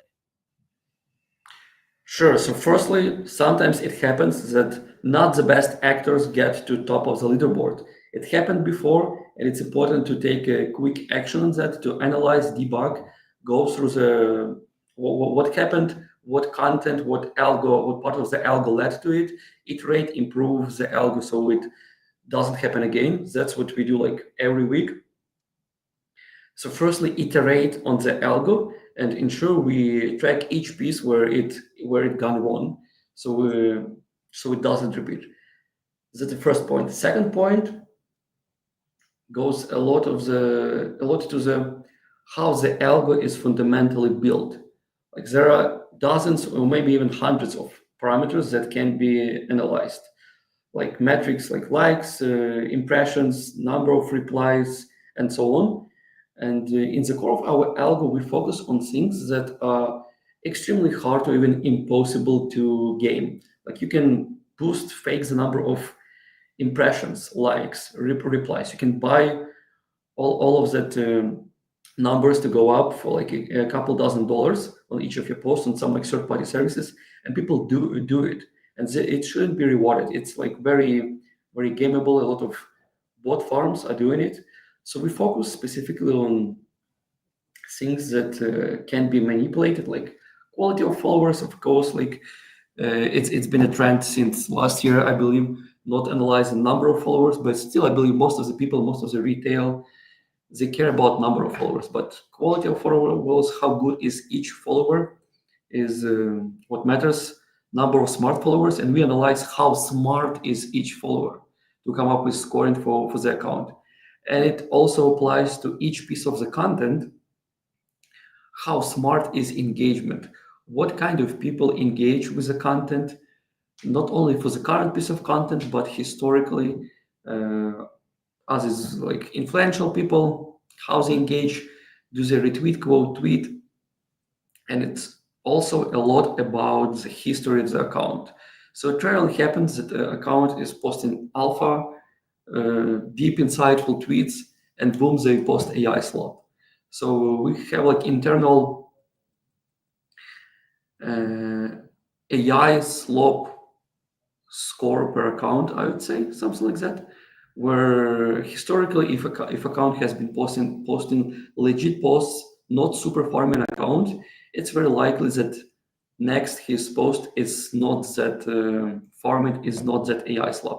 And if the account is like only posting AI slaps, there is some reputation connected to that account. And third obvious thing that helps distinguish authenticity, legitimacy of the account and posts is on-chain data, NFTs, Bored Ape, Mutant Apes, holding ApeCoin, like we have with ApeCoin. We started launching leaderboards which take into account on-chain data since July. Had some significant results. Not sure if we are here to mention other projects. Oh, you can. Yeah, you can talk about whatever. Yep, go for it. Yeah, but some projects like Avantis was one of the first, actually probably even the first one to combine on-chain and social mindshare. And last week they distributed more than $2 million worth of their token to their biggest like mindshare, social mindshare contributors, like 500 people, 2 months campaign, $2 million distributed. I mean, it's like it's a great opportunity for a lot of people to like, and the way I think these things should work and the way they are working is like, look, again, the raid leaderboard makes total sense because we talk about ApeCoin all the time. We are excited about ApeCoin on Solana. Simple Farmer, who's like deploying it, is our friend who we've had on the show like 5 times. So it's like, of course, like it makes perfect sense for us to say, yeah, we should be high on that leaderboard because we're talking about an ecosystem we're deep and knowledgeable about. And I think one of the things people get it wrong about InfoFi is like, the best way to be successful is to dive in on a topic you understand, on a protocol you really care about, and talk about it. To your point, like, because I think the AI, it becomes very obvious, and it's something that you're looking to do. So I think it makes a lot of sense to see, the people. Like, I think when you see a leaderboard and you look at it and say that makes sense, great. And when you don't, you obviously tweak the algo. With this ApeCoin campaign, obviously there's a traditional ApeCoin leaderboard. Or an ape chain leaderboard that's traditional. And then there is this ApeCoin project raid one. Can you talk about your thesis or your theory or how you look at sort of the sprint campaign? So this one's going for another month. It's leading up until ApeFest. It's almost like a build until this moment. And then they're, going to have people with money in their pockets going to ApeFest, good, spend it in Vegas. And maybe we'll pull a Yurii and double it on the craps table and give it away. Who knows? Yeah. But, cause I know that's what you did with the WallChain leaderboard. Yeah. But let's double the bank in Vegas, right? Right. Yeah. Just put it all. But what is your thesis or your theory, either the sprint campaigns or the evergreen leaderboards? Like, how do you look at these two separate kind of, offerings you have? Yeah, good point. It's not exactly clear right now because we have everything in one list. But this week, probably tomorrow, we are fully upgrading the UI UX of our app, where we'll have like a separate sections on different types of leaderboards, and they will go to different sections. So one of the first leaderboards was with ApeChain Plus, and ApeChain has various rewards programs where they motivate and gives sorts of like reward campaigns. Some of them are connected to those leaderboard. So like we are running it for ApeChain, and this one is like a short sprint, 45 days, specifically for ApeCoin and its integrations. So it's not only like for ApeCoin, it's ApeCoin integrations with other ecosystems. So important point here, if you just post about ApeCoin, you may not be ranking that high as if you would post about ApeCoin and ecosystem integrations like the first one is Solana. Yeah. No, it tracks. It makes sense. And it's funny because again, I think it's a really good way to get a lot of attention and a lot of people excited because look, it's like I talk about certain brands all the time. I don't get a dime from it, right? It's like I talk about certain brands that I like, musicians I like, brands I like, companies I like in real life. Like, I might tell people, oh, I shop at, XYZ grocery store and I buy this thing. I don't get anything for that. And here it's talking about things you genuinely are excited about and you have that opportunity. One of the criticisms of InfoFi is people say you should just my theory is that some creators are mad because you're eating their lunch because they used to just get all these budgets. And now they say, hey, we could get more people and get money in the hands of not just a few. And by the way, some of those people could be, juicing the numbers too for clients. So talk about that critique people have where it's like, oh, you're just putting money out there and getting a bunch of slop. And I know you've talked about the algorithm versus these creators. Like, for my money, it's better than putting your eggs in one basket. Like, not that you shouldn't work with creators, but like, you don't have to put all your eggs in one basket with a campaign like this. Yeah, obviously getting a lot of critique, and many of those critique make sense.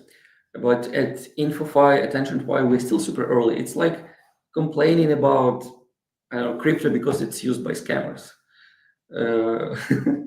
Or complaining about, like, I don't know, first versions of Uniswap or DEXs because it has like high slippage, a lot of MEV, a lot of bots extracting value. Yeah, it was a lot in the beginning, but it doesn't mean that AMMs, Uniswap shouldn't exist. Yeah, and there are yeah, continue. No, go ahead. There are iterations for improvement, and I believe the biggest misconception here is when people talk about InfoFi, AttentionFi, they think about public mindshare leaderboards. That's the novelty, that's the breakthrough they think is the core. It's the main association which comes when you talk about AttentionFi, InfoFi, and so on.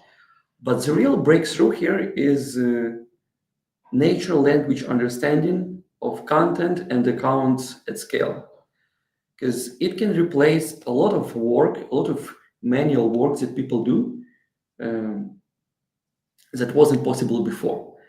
Like, people go through check accounts. Who are they followed by? What content do they post? What's engagement on that content? What is that content about? Is it authentic? Are they paid shillers, or they post like some organic research, insightful, valuable stuff? People have been doing it manually a lot. They're still doing it a lot. And it's like only one of the steps that you need to do to run like a growth campaign. So this is like a problem solving part, and there is a market part. And market part is that we're getting a lot more creators. I don't have the exact numbers now, but there was a study years ago that most of the students in US, they want to become some sort of bloggers, creators, and so on. So like everyone becomes a creator. We are getting more businesses, more companies, more projects, and those projects, they grow. They tend to grow more and more through creators. Creators become the main distribution channel. So more creators, more companies, and most of them need creators to grow. And you need to manage all of it. You need to connect all of it, and not only connect, but run this process on a continuous basis. So those creators bring distribution and get fairly rewarded for it from the project. And also to make sure there is a healthy match with the aligned creator and aligned healthy project. It's all now being done by manual work by people, by big marketing agencies, teams that do all of it manually. It became possible to automate it with natural language understanding, and public mindshare leaderboards is like only one small example. And it has spiked in crypto Twitter, took it by storm, and we have all of those discussions. But there's just one use case, and those like hundreds of use cases where it can be applied and bring 100x improvement to those growth processes.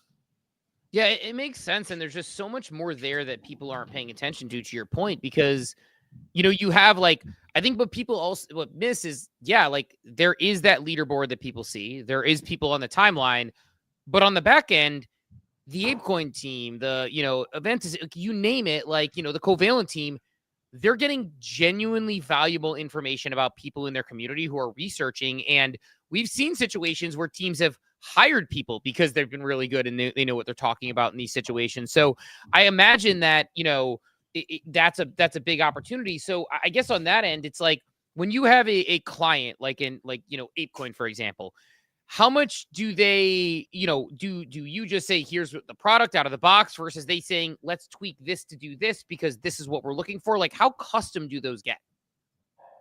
Yeah, we often get it custom.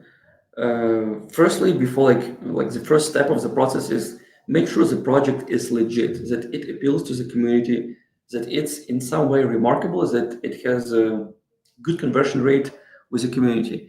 ApeCoin, of course, obviously already has a insane community, and like it's easy to grow. It's like very easy climb because it's so appealing and everyone likes it. So first one, make sure the project is legit. Second one, understand the needs of the customer. What are the most important outcomes? What are the success criteria of the campaign? Someone for real just only needs like more mind share, more people to talk about, more people to know more about the project, brand awareness. Some customers need more like active traders. Other customer needs more volume or more TVL, more yield.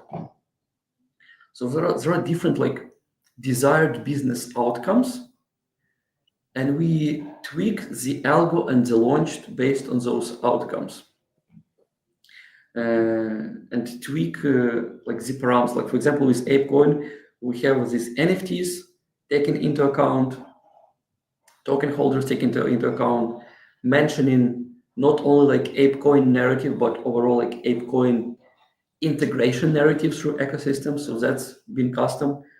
We're also adding soon the multiplier to be shown on the leaderboard, so everyone will know if they have a multiplier and how big is it. So these are like some custom things that we do for the company. There's also custom algo configuration because some companies do care about mindshare and any sort of attention. Some customers only want like more long reads with research on their product or their infra. So there is some like the different people value different things, and those people like our customers, and we need to adapt the algo based on it. And yeah, that's mostly it. Yeah, no, it makes sense. I mean, again, it's something that I think is again, WallChain continues to do really well. I see a lot of people down in the ecosystem. I actually see a lot of people in the ape ecosystem, some of the big loud voices across WallChain, because it serves as a discovery method for new projects. It's not just that they say, oh, I'm going to talk about ApeCoin, I'm going to talk about Project Raid, but then they go on there and they say, okay, like let's look into what Covalent's all about. Let's look into what, and I think that that's one of the values that it offers is you offer this sort of hub where people are able to do their research and figure it out. But I mean, I'm excited about it. Like I said, I'm number 2 right now. Cap, I think, is 10. My buddy Tebow, number 3. Dort's there in the top 5. You look at that number and you say, okay, this makes sense. Cap, I don't know if you have any questions related to the InfoFi before we let Yurii get out of here, because I know we're coming up on that half hour, but I know I've hogged it a little bit, but it's something that excites me, and I'm pumped that it's a nice sprint lead to Ape Fest. But Cap, any thoughts? Yeah, just agree with everything. I've been nodding my head in agreement. Great, really enjoyed the combo, and I think we're finally hitting a stride with InfoFi where it's evolving, and the things that have stood out to me about this campaign is it's not just what you're saying on X. It's, have you been supporting the ecosystem? Are you holding an ape? Are you holding a mutant? Are you holding 500 ape on Solana? The tie-in not just with campaign or whatever the campaign is promoting, in this case ApeCoin, Ape Chain, but also getting extra quacks, extra points for mentioning the protocols they're working with. So as you mentioned, right now it's Solana, and I think swap the title to Alpha on Ape Chain, on the Ape Chain raid, which is man, I pulled up and I've already forgot. I'll go get the exact words, what raid stands for, but that I think is key. I think we'll see more and more of this, where it's, I think all these things, maybe nothing by itself, but all these things together, it is helping eliminate the AI slop. Could someone, are the agents, are the bots going to evolve and people program them get better to where WallChain needs to keep evolving and doing new things? Yeah. But to your earlier point, I had that leaderboard pulled up. It is, if you go to a lot of these leaderboards, not all, but most of these leaderboards do have a lot of AI slop on it. And it's not just all AI agents, it's individuals who are playing the AI slop game and indexing well on these leaderboards. I don't think any of these are that. Not in the top page anyways. Like I know, okay, there's one. Amplification's the only one I don't know, and at least one. There's 2 out of the top 20 that I'm not familiar with. The rest of these are all people who are deep in the ecosystem. They're not only deep in the ecosystem, they're active, they're daily participants, they engage on the timeline, and it's quality stuff. Like any of these individuals, you're going to learn stuff about the both, not just the ape ecosystem. Inevitably, you're going to learn about this current raid. You're going to learn about what's happening on Solana. You're going to learn about some of these other protocols. And I think to sum it all up, Steve, is we've talked about it. Like it's just been InfoFi. It's just been so many brands just throwing their name on a leaderboard and then hoping people talk about it. And while some people do, it also leads to a lot of that AI slop. We're finally starting to see an actual campaign approach and thought and strategy going into this. Not just, oh, we have a leaderboard, talk about us. It's we have a leaderboard, participate in the ecosystem, hold these assets, talk about us, talk about the protocols we're partnering with. Like we're actually starting to see real marketing campaigns, not just InfoFi leaderboards. And to me, this is a really exciting evolution in InfoFi. And so yeah, I applaud the efforts and getting outside the box. This goes to both WallChain as well as the Ape Chain team. Like this is the furthest thing from a low effort InfoFi leaderboard that we've seen yet. And for my opinion, I'll give credit to Moonbirds. I think they were the first to incorporate NFT holdings, or if you held a Burb or an Oddity or Mythic, you got a little multiplier in their campaign. This is that, and then leveled it up even further. So I not trying to take credit away from anyone out there, but this is really, I believe, a great example of the continued evolution of InfoFi. And I don't think we're at the end state yet, but certainly light years ahead of where we were even just a month or two ago. And Steve, yes, that stands for Rapid ApeCoin Integration Deployment. And that Rapid ApeCoin Integration Deployment is being sped up by this campaign. Yeah, love this. Yeah, I agree. And yeah, I mean, like, look, Yurii, I know we're at the 9:30 hour on our end, 3:30, I guess, in your time. Appreciate you jumping on with us this morning. I know, you are a busy man, constantly working with clients and optimizing this stuff and sort of different brands. And again, on the Ape Chain side, we appreciate it. We're excited for it leading into Ape Fest. I think it gives a lot of extra juice going into it.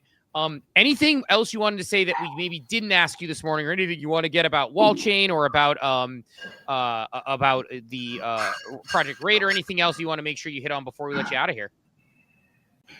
Plan to announce a bit more updates to the Project Raid campaign with multipliers to make it more understandable for people. So stay tuned. And a lot more product updates coming to WallChain as well. Yeah, not to shill here, but follow the Twitter, follow Telegram, and you'll be the first to get those updates. Yeah, definitely would say. I am not positive that Yurii sleeps, because I feel like every time I go to Telegram, there's a new message in there. So he is, in various groups, and WallChain's constantly deploying updates. But look, thanks for joining us this morning. We very much appreciate you, and I'm sure we'll have you back on again at some point soon. But thanks for jumping on with us. Thank you, guys. G-Ape and G-Quack. G-Quack, my friend. Thanks again. Appreciate your time. Steve, I don't know. Some of ours says amplifying the signal that is raid instead of noise. And yeah, it's early. The campaign's not over. But again, I guess you could say it's anecdotal based on my opinion. But I think if you dive into that leaderboard, it's real signal. Like, are you going to find some noise in there? Sure. But I think probably the best signal to noise ratio of maybe any current InfoFi leaderboard there on any platform today. Yeah, I mean, it is very, I know. I said this about the, I've said this about the, the Ape Chain leaderboard before, but when it was like not, related to any sort of big, payments or payouts or anything. It's just, I looked at it and I was like, oh, oh, okay. Yeah, like it's you know, it looks like a bunch of apes. It looks like a bunch of people who talk about this stuff. And like I think that's how you know they're doing a good job. And again, the reason I like this sort of campaign, I think just like Yurii said, InfoFi is early, right? It's like we're still learning about it. I look at InfoFi and I see it as a tactic you could use for certain situations. In this case, they want more people to be aware of Project Raid. So they're using it there. They want to have a buildup going into Ape Fest. Great. So you take a campaign, just like we did a 4-week campaign. Again, if you're trying to claim the open page badge today, it's op.xyz/claim, and it's going to be CWCM for Monday. If you want to get that, again, that enters you to win, you know, potentially $2,500 or 2,500 ape, I should say, in a prize pool, or 1,500 or 1,000. Those are the 3 prizes there. Or if you have the entire set, all of them, which you know Machiavelli just paid 48 to complete, you know what he has so far. You're going to be able to do that and have the chance to win 3,000 apes. So we're going to be drawing against those and getting that data and making it work. But look, I mean, 610 members so far. We still holding down that #1 rank in the other page, or open page rather, ranking. If we can hit 1,000, I know that's a stretch, but if we can hit 1,000 members during this campaign, I think we should. We need to juice the pot a little bit if we can get to 1,000. I don't know how we'll do it, but we'll find a way. We'll find something to do. We'll find something to do. Keep getting out there, keep joining, keep sending to your friends, etc. I mean, I'm very much enjoying you know, this campaign on the early days. It's fun. And look, it's also fun. Like let's face it, we're gonna be talking about it anyway. So like it's we're gonna be there. But like it's fun to actually get cute and creative about it and like, hey, can I fit it into this a little bit or get creative with it or something? I was joking with Tebow the other day that I was gonna reply to him, gonna be like, you know, Tebow's like GM, I'd be like, GM Tebow, ApeCoin Solana or something, just, you know, messing around. Like, obviously, like, we're not gaming the system. We're playing it real. And I think, you know, it's not a hard thing for us. We, you know, it's a show sponsor. We talk about them every day.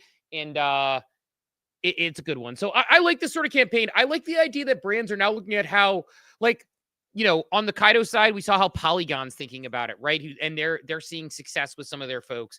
On this side, we're seeing how, you know, Ape Chain is thinking about it. So I think it's a really smart way to go about it. And making sure that you're dialing in the campaign and using it as a tactic is good stuff, Cap. So excited about that.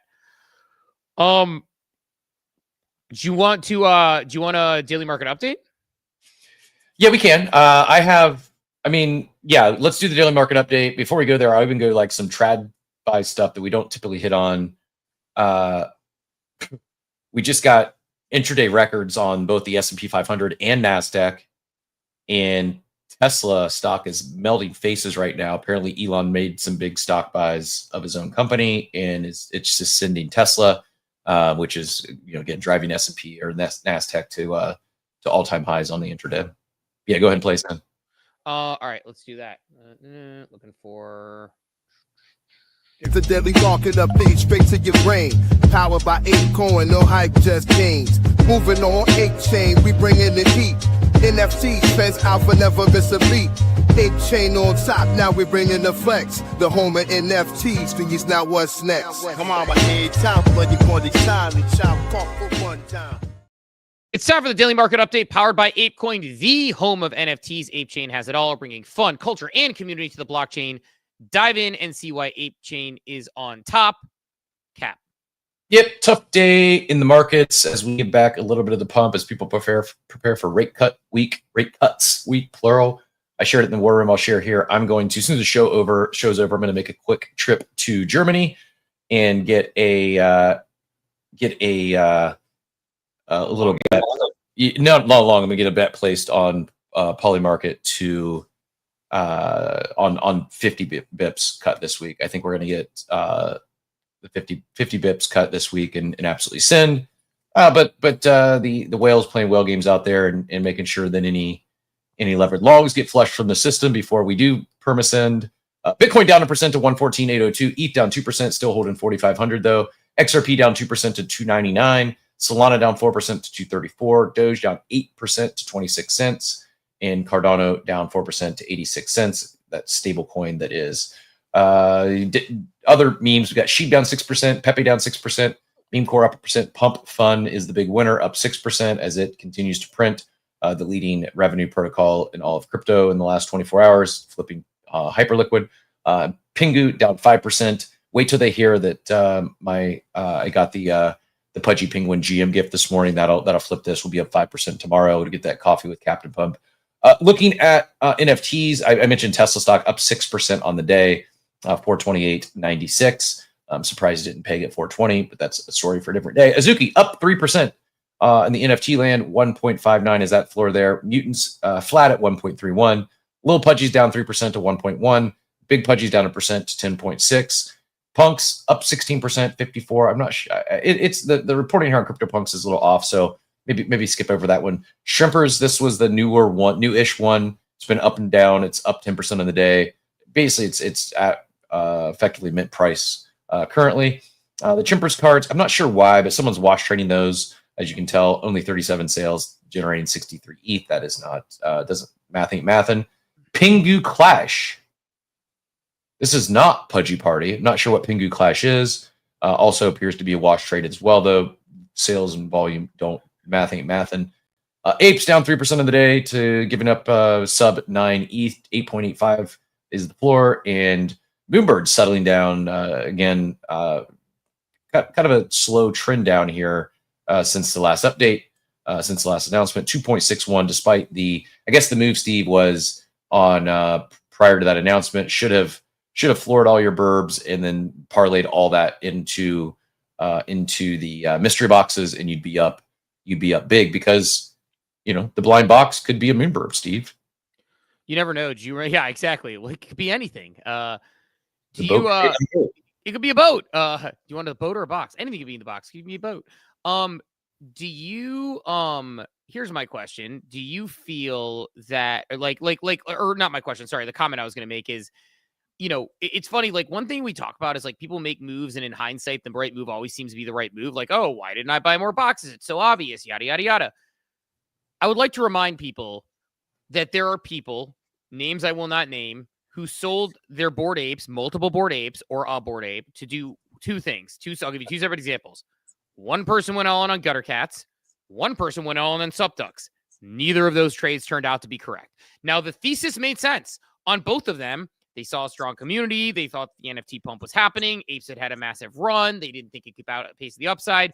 Apes went to 100 ETH, and the other ones did not trade in kind. So just be aware that, like, it may seem like you're making the smart move when you sell 5 Bored Apes and sweep all the Subducks, or 5 Bored Apes and sweep all the Gutter Cats, but it doesn't always work quite that way. So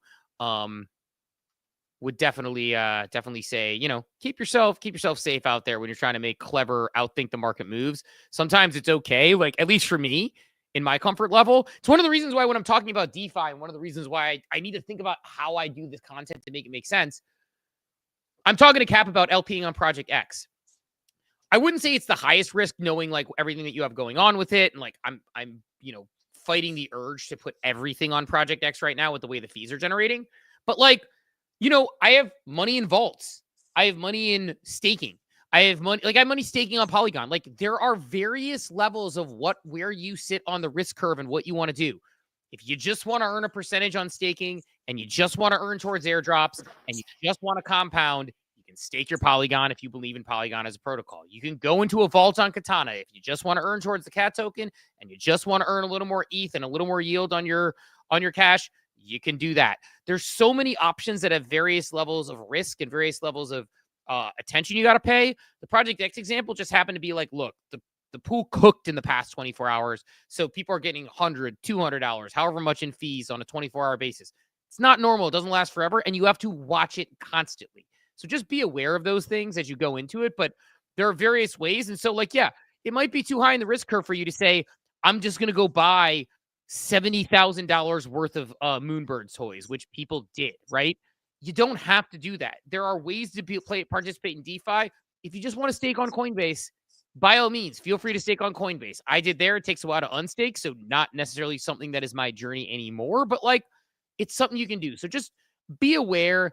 You don't have to always try to beat the market and get crazy. You can also, just kind of sort of, take it easy and keep yourself in a spot where it's not like you're putting yourself in a position that you're uncomfortable in. You should always be using what I call the how well do you sleep at night methodology.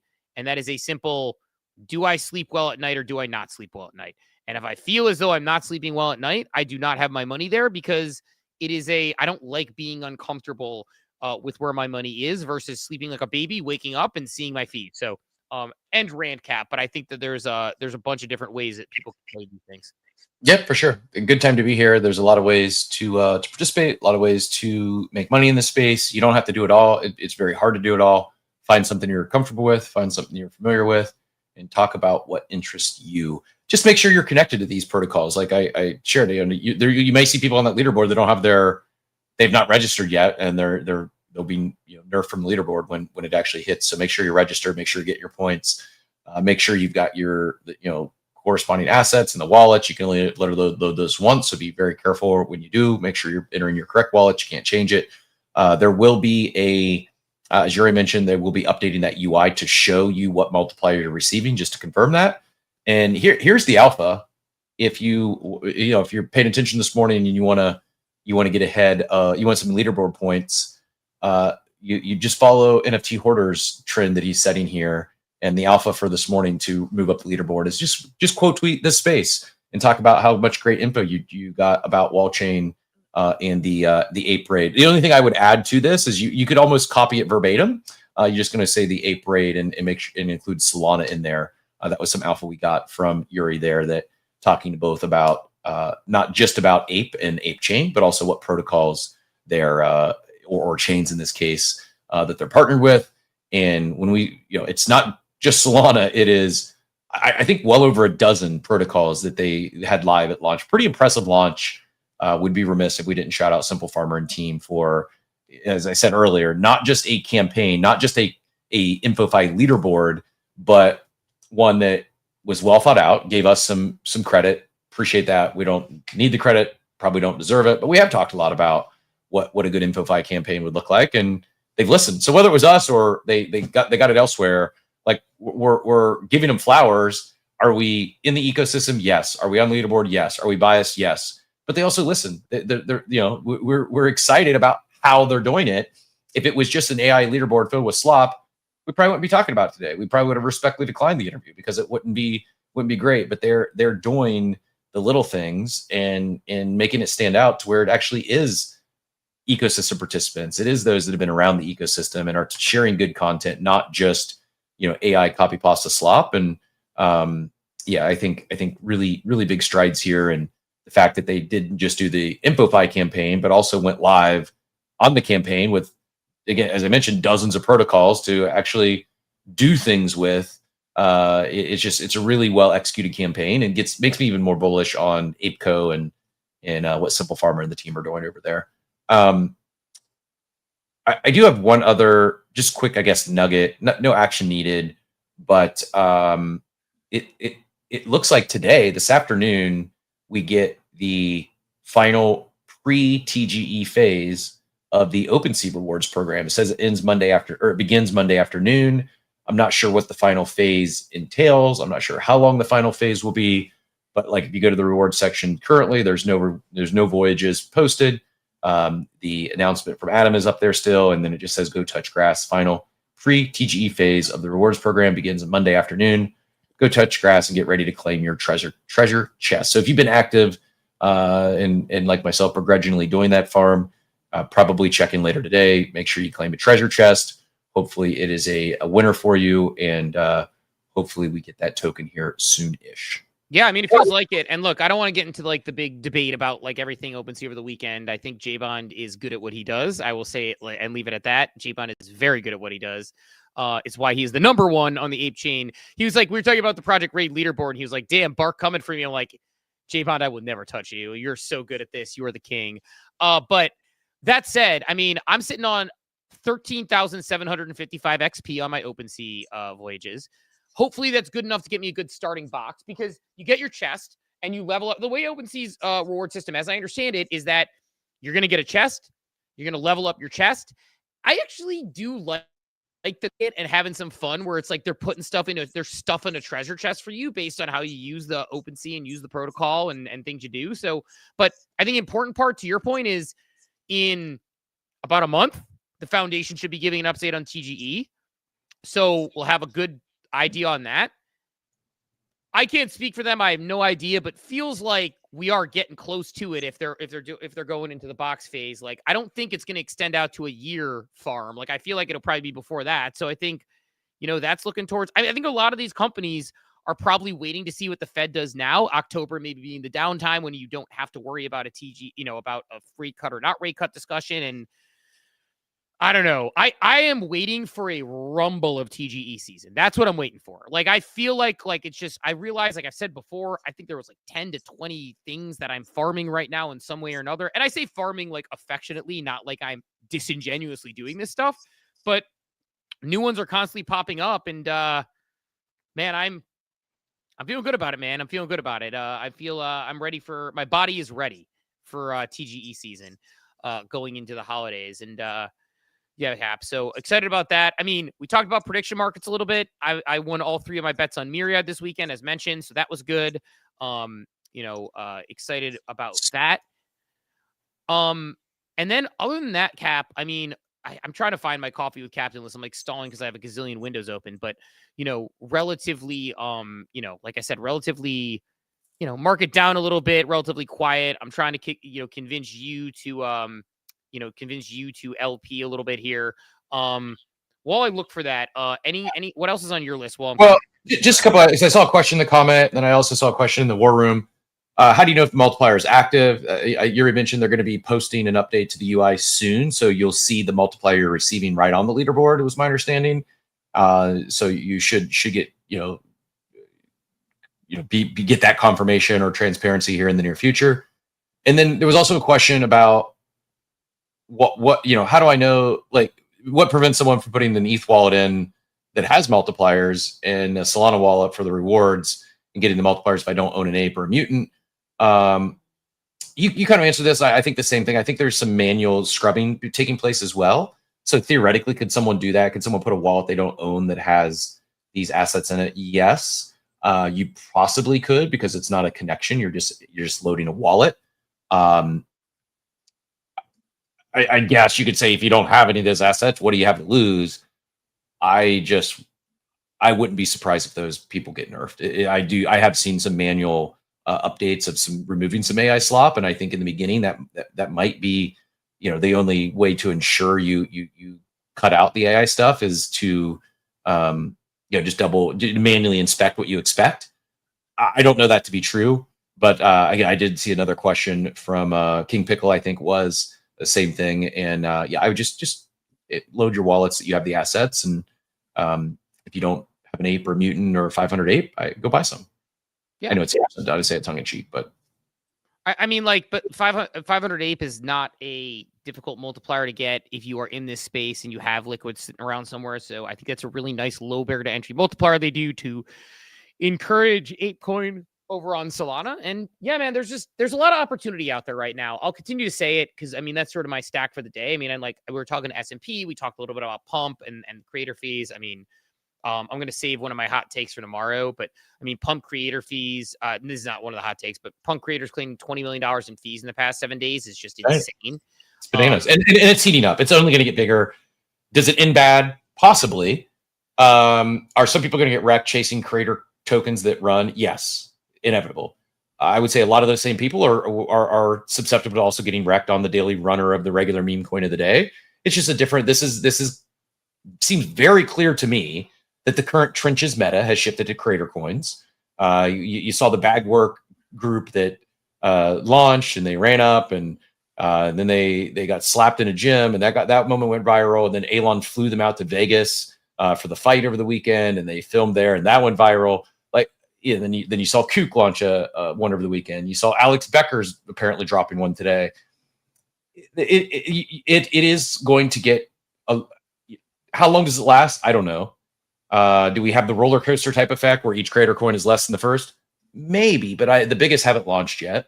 I saw someone projecting market caps on what an Ansem coin would be or what a what a Thread Guy coin would be or Tyler Did It coin would be. Those are pretty audacious market cap targets. Here's the thing. I don't think our brains are so broken here by market caps. Creator Coin doesn't need to run to $1 billion or $100 million to be successful. For most creators, when we launch our token, if it runs to $1 million, likely a fairly good sized win for us because of the volume. It's just like we talked about by providing liquidity earlier. You have a chance to earn a share of fees by doing that. Well, we don't want anyone to buy our token with the intent to sell it for more money later and make a bag on it. If you'd like to buy it when we drop to tip us or tip other people, sure. If you don't want to buy it, don't buy it. There's nothing backing this Creator Coin. It's a way to speculate on the Creator Coin market. And as creators who stream every day, it makes sense for us to stream on another platform to grow distribution, to participate in the economics of that platform. So to get a share of fees traded on that platform, eventually position ourselves for airdrop. So it's something we want to do. It's something that it is the last thing I want to do is see a listener get hurt or put in more money than they can afford to lose. Expect the coffee coin to go to zero. Along the way, as it's traded, we'll earn a little extra. We'll earn a little extra by getting our share of fees on that platform. Again, I just seems very clear that that's the emerging meta in the trenches. The trenches aren't going away. Pump will continue to do stuff. What I think is a real possibility is we start seeing some of the big creators finding their way to Pump.fun because of this opportunity. Because there's someone who is a new streamer that just made 30 grand over the weekend, and it's more than someone who's been streaming for 5 years has made in total off monetizing their channel. It's real. When Pump.fun came out and said, "Oh, our goal is to beat," I don't know what they said. It was crazy. Twitch and Kick and LinkedIn and TikTok. It's they don't need to do all that. But if Pump.fun even captures 10% of the market share of creators on Kick and Twitch, I think they're probably doing pretty good. And I just here it's often we go where the attention is. The attention is fleeting there. The metrics are, you can't deny, $20 million paid out to creators is pretty material as two who've been streaming on Abstract really since very close to when they launched streaming. I'm pretty sure that since then in total, and if it has, it's just been tips. There's been nothing paid out currently. We'll see when TGE comes, but I'm not expecting the streamers on Abstract to earn $20+ million in TGE. Maybe so. Maybe I'm just underestimating Abstract. I don't think anything remotely close to that. And this is for, I don't know, 6 to 9 months of effort. That's been compared to what's been paid out on Pump in the last week. It's a very, very, very large pie. It's a protocol that is leading all of crypto right now in terms of fees generated and revenue generated. And part of the beauty of crypto and being early to crypto and being these beta testers and participating and using these platforms is often you get the ability to share in those revenue streams, to share in those fees. And to which I say, why not us, Steve? Yeah, I'm with you, man. I pushback. I got some feedback. Some people, why would you do this on the thread? Not too much, but there's a little bit why Pump.fun? Well, why if we're gonna launch a creator coin, why would we even think about launching it somewhere else at this point? I don't. It's a genuine question. We've been very more so Steve than myself, just because he doesn't want to hurt anyone. He doesn't want to cause any harm. He doesn't want the feds showing up at his door because he sold someone a security. So we've been very particular and very cautious in doing this. I personally don't think there's any risk in us launching a creator coin, doing it right, and not misleading anyone, not trying to sell something that it isn't. It is what it is.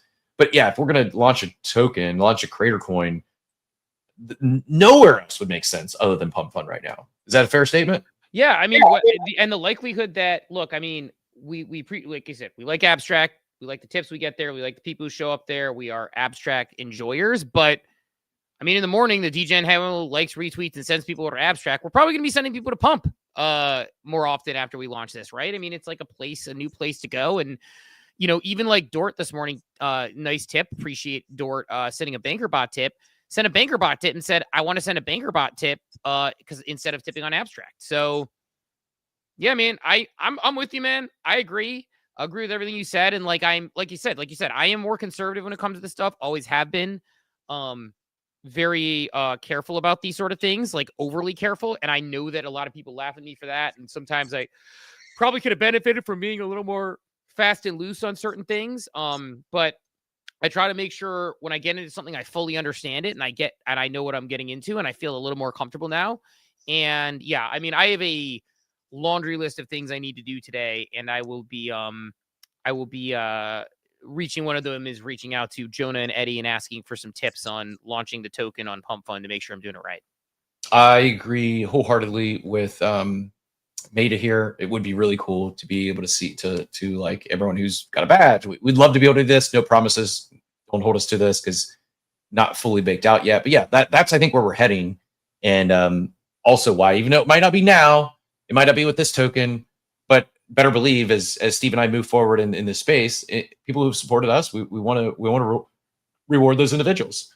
You know, so if you've been minting these badges right now, you're in the running. If you got a full set, you're in the running for several thousand ape, which we'll call the winners here in probably end of next week. In addition to being in the running for that 100 ape daily,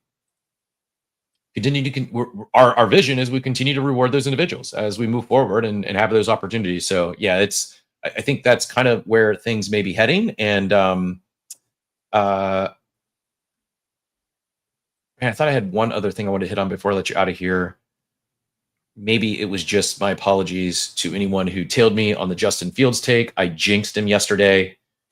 Justin Fields is my GM. He gets hit with a concussion. He's now in concussion protocol. So my apologies for jinxing the jinxing the Justin Fields play. Still strong. He's going to be fine. Thankfully, it's not no soft tissue, nothing torn, just a brain. But yeah, hopefully quick recovery, and probably I would guess probably going to miss next week, but should be clear headed after that. But my bad for the Justin Fields jinx. All good, all good. I mean, look, I'm not complaining. I have him as my second option on a lot of teams for a reason, and I only did banana best ball this year. By the way, league rank 1 in Hall of Fame and 1 in jackpot right now. Thank you, Jake Browning. Don't expect that to hold, but hopefully they do. I'm saying the Bengals should just go out and get Jameis. Jameis just chucking it up to those wide receivers who catch everything. He's not afraid to take the shots. And my other one, I just have the Lions stack. So of course I'm on Ra and Jared Goff 8. So exciting to get into some best ball, hoping some of those go because, NFTs, banana best ball. If I'm in a Hall of Fame draft and I'm in first place, 6-7 weeks of the season, someone offers me a few ETH for that, it's theirs. I will conservatively sell that thing instead of sweating my way out. And if they end up winning the several $1,000s, God bless them. I'll take it. Half off or a quarter off to lower that risk profile. But exciting times, man. Good stuff. Exciting times in crypto. Looks like I'm finally maybe going to get you on Project X, which is exciting to see. You potentially deploying some capital. I got all sorts of places. Like I said, if you have stuff sitting idle, I can give you places to deploy it now with DeFi. I am not anyone's DeFi advisor except Cap, who I know will not hold me accountable if he loses money. Just as Cap is not anyone's advisor when he talks about taking longs, then he's like, when he shows up the next day, hopefully you weren't like me and you hit a long at the absolute top. Things happen. We understand our risk and we play around accordingly, knowing that. But Cap, that said, anything else before we send everyone off? No, fun. The fun continues. The midlife opportunity run continues tonight. Looking forward to taking to my first concert at Bay Care Sound. Nice amphitheater on the water. Are you familiar with Leon Bridges? Why is Leon Bridges sound really familiar? Maybe. I got turned familiar. How do I know? I mean, he's a musician. I think pretty good music. Different. Does he have like one song that I would definitely know?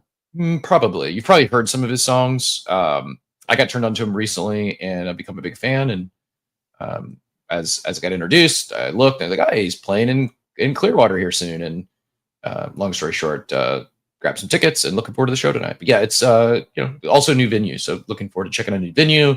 Should be a good time, and we'll be back tomorrow. Go hit that reminder. The carousel is pinned up top. If you've not yet smashed those reminders for the week, I know we have a special guest joining us on Wednesday for sure. Probably slide in a few others this week. And if there's someone you'd like to hear from, if you have questions of a protocol or a team and you'd like to get them on the show, let us know in the chat. We'll do what we can to get them on here if you've got introductions. Shout out to Meta8 and all the banker all the banker tips and getting us up to speed on banker even before the Ape Chain raid. I think we'll have Deployer, OX Deployer, who's the founder, the creator of BankerBot, I think next Monday. TBD, not locked in yet as it's they're on the West Coast, but looking like next Monday for talking BankerBot. But yeah, if there's anyone else you'd like to hear from or have questions for, let us know in the chat or shoot us a DM or even an intro to the team or the founder if we've not yet connected. That'd be appreciated. And hit those reminders on the carousel up top as Steve plays us out. Awesome. Well, thanks to everyone who came through this morning. Good show. Grateful to have Yurii join us, and yeah, looking forward to continuing to run through this week. I'm going to learn how to use my soundboard this week. That is a positive, a definite. I have a meeting with Flyride that I'm going to set up to do this. Hey, make sure when you ask him, make sure that we also, not only do you know how to figure out how to work the soundboard to host, but also to when we're both navigating the soundboard to where there's nothing conflicting there, where we drives up some crazy echo or I don't know. I think we maybe have I think I figured out how to turn Joey's voice down when he comes in screaming and yelling, but I kid, Joey. We appreciate you always on stage and you've helped troubleshoot this. I think we're good. Although I did get some feedback. Yuri's volume was a little light today on StreamYard. That might've been just the mic on his end, because I think everything's sorted out now from the X and Twitter and in soundboard as that goes. But yeah, looking forward to Steve entering the soundboard era. We've come a long way from the Steves, Steve. I mean, yeah, I was debating next week going all next week on just like, because like as we talked about, we love doing the stream. It's awesome. We get some great things. I sit down for 2 to 3 hours now in the morning when I'm doing stuff versus like when we used to stream. I realized, Cap, I'll set it out on this. I checked my average steps. And even when I was running like 5-7 miles and I was going crazy running on a regular basis, a few times a week, my average steps for a year since I got my other dog, because I wasn't walking my dog as much when I had 2 dogs, my average steps for a year are down. They have not been over 10,000 a month in a single month until I started making an effort in September. And now I'm 12,000 average a day and even more. I ran 7 miles on Saturday and then another 3 because my legs still felt live on Sunday, on top of walking the dog multiple miles both days. So like I'm making an effort again, but I consider just going back, because that is the one thing about streaming is we sit down for 2 hours and don't move versus we used to walk around. I used to walk around my basement and walk the dog. I mean, we do this Pump.fun creator coin. The alpha, apparently it is the man on the street. So maybe we just go, we keep the stream on. You're going to walk every day and go interview people of Northeast Ohio. Yeah. 0 chance I give any sort of walking view of anywhere I am at any given time with this day and age. But that said, let's end everybody off on their day.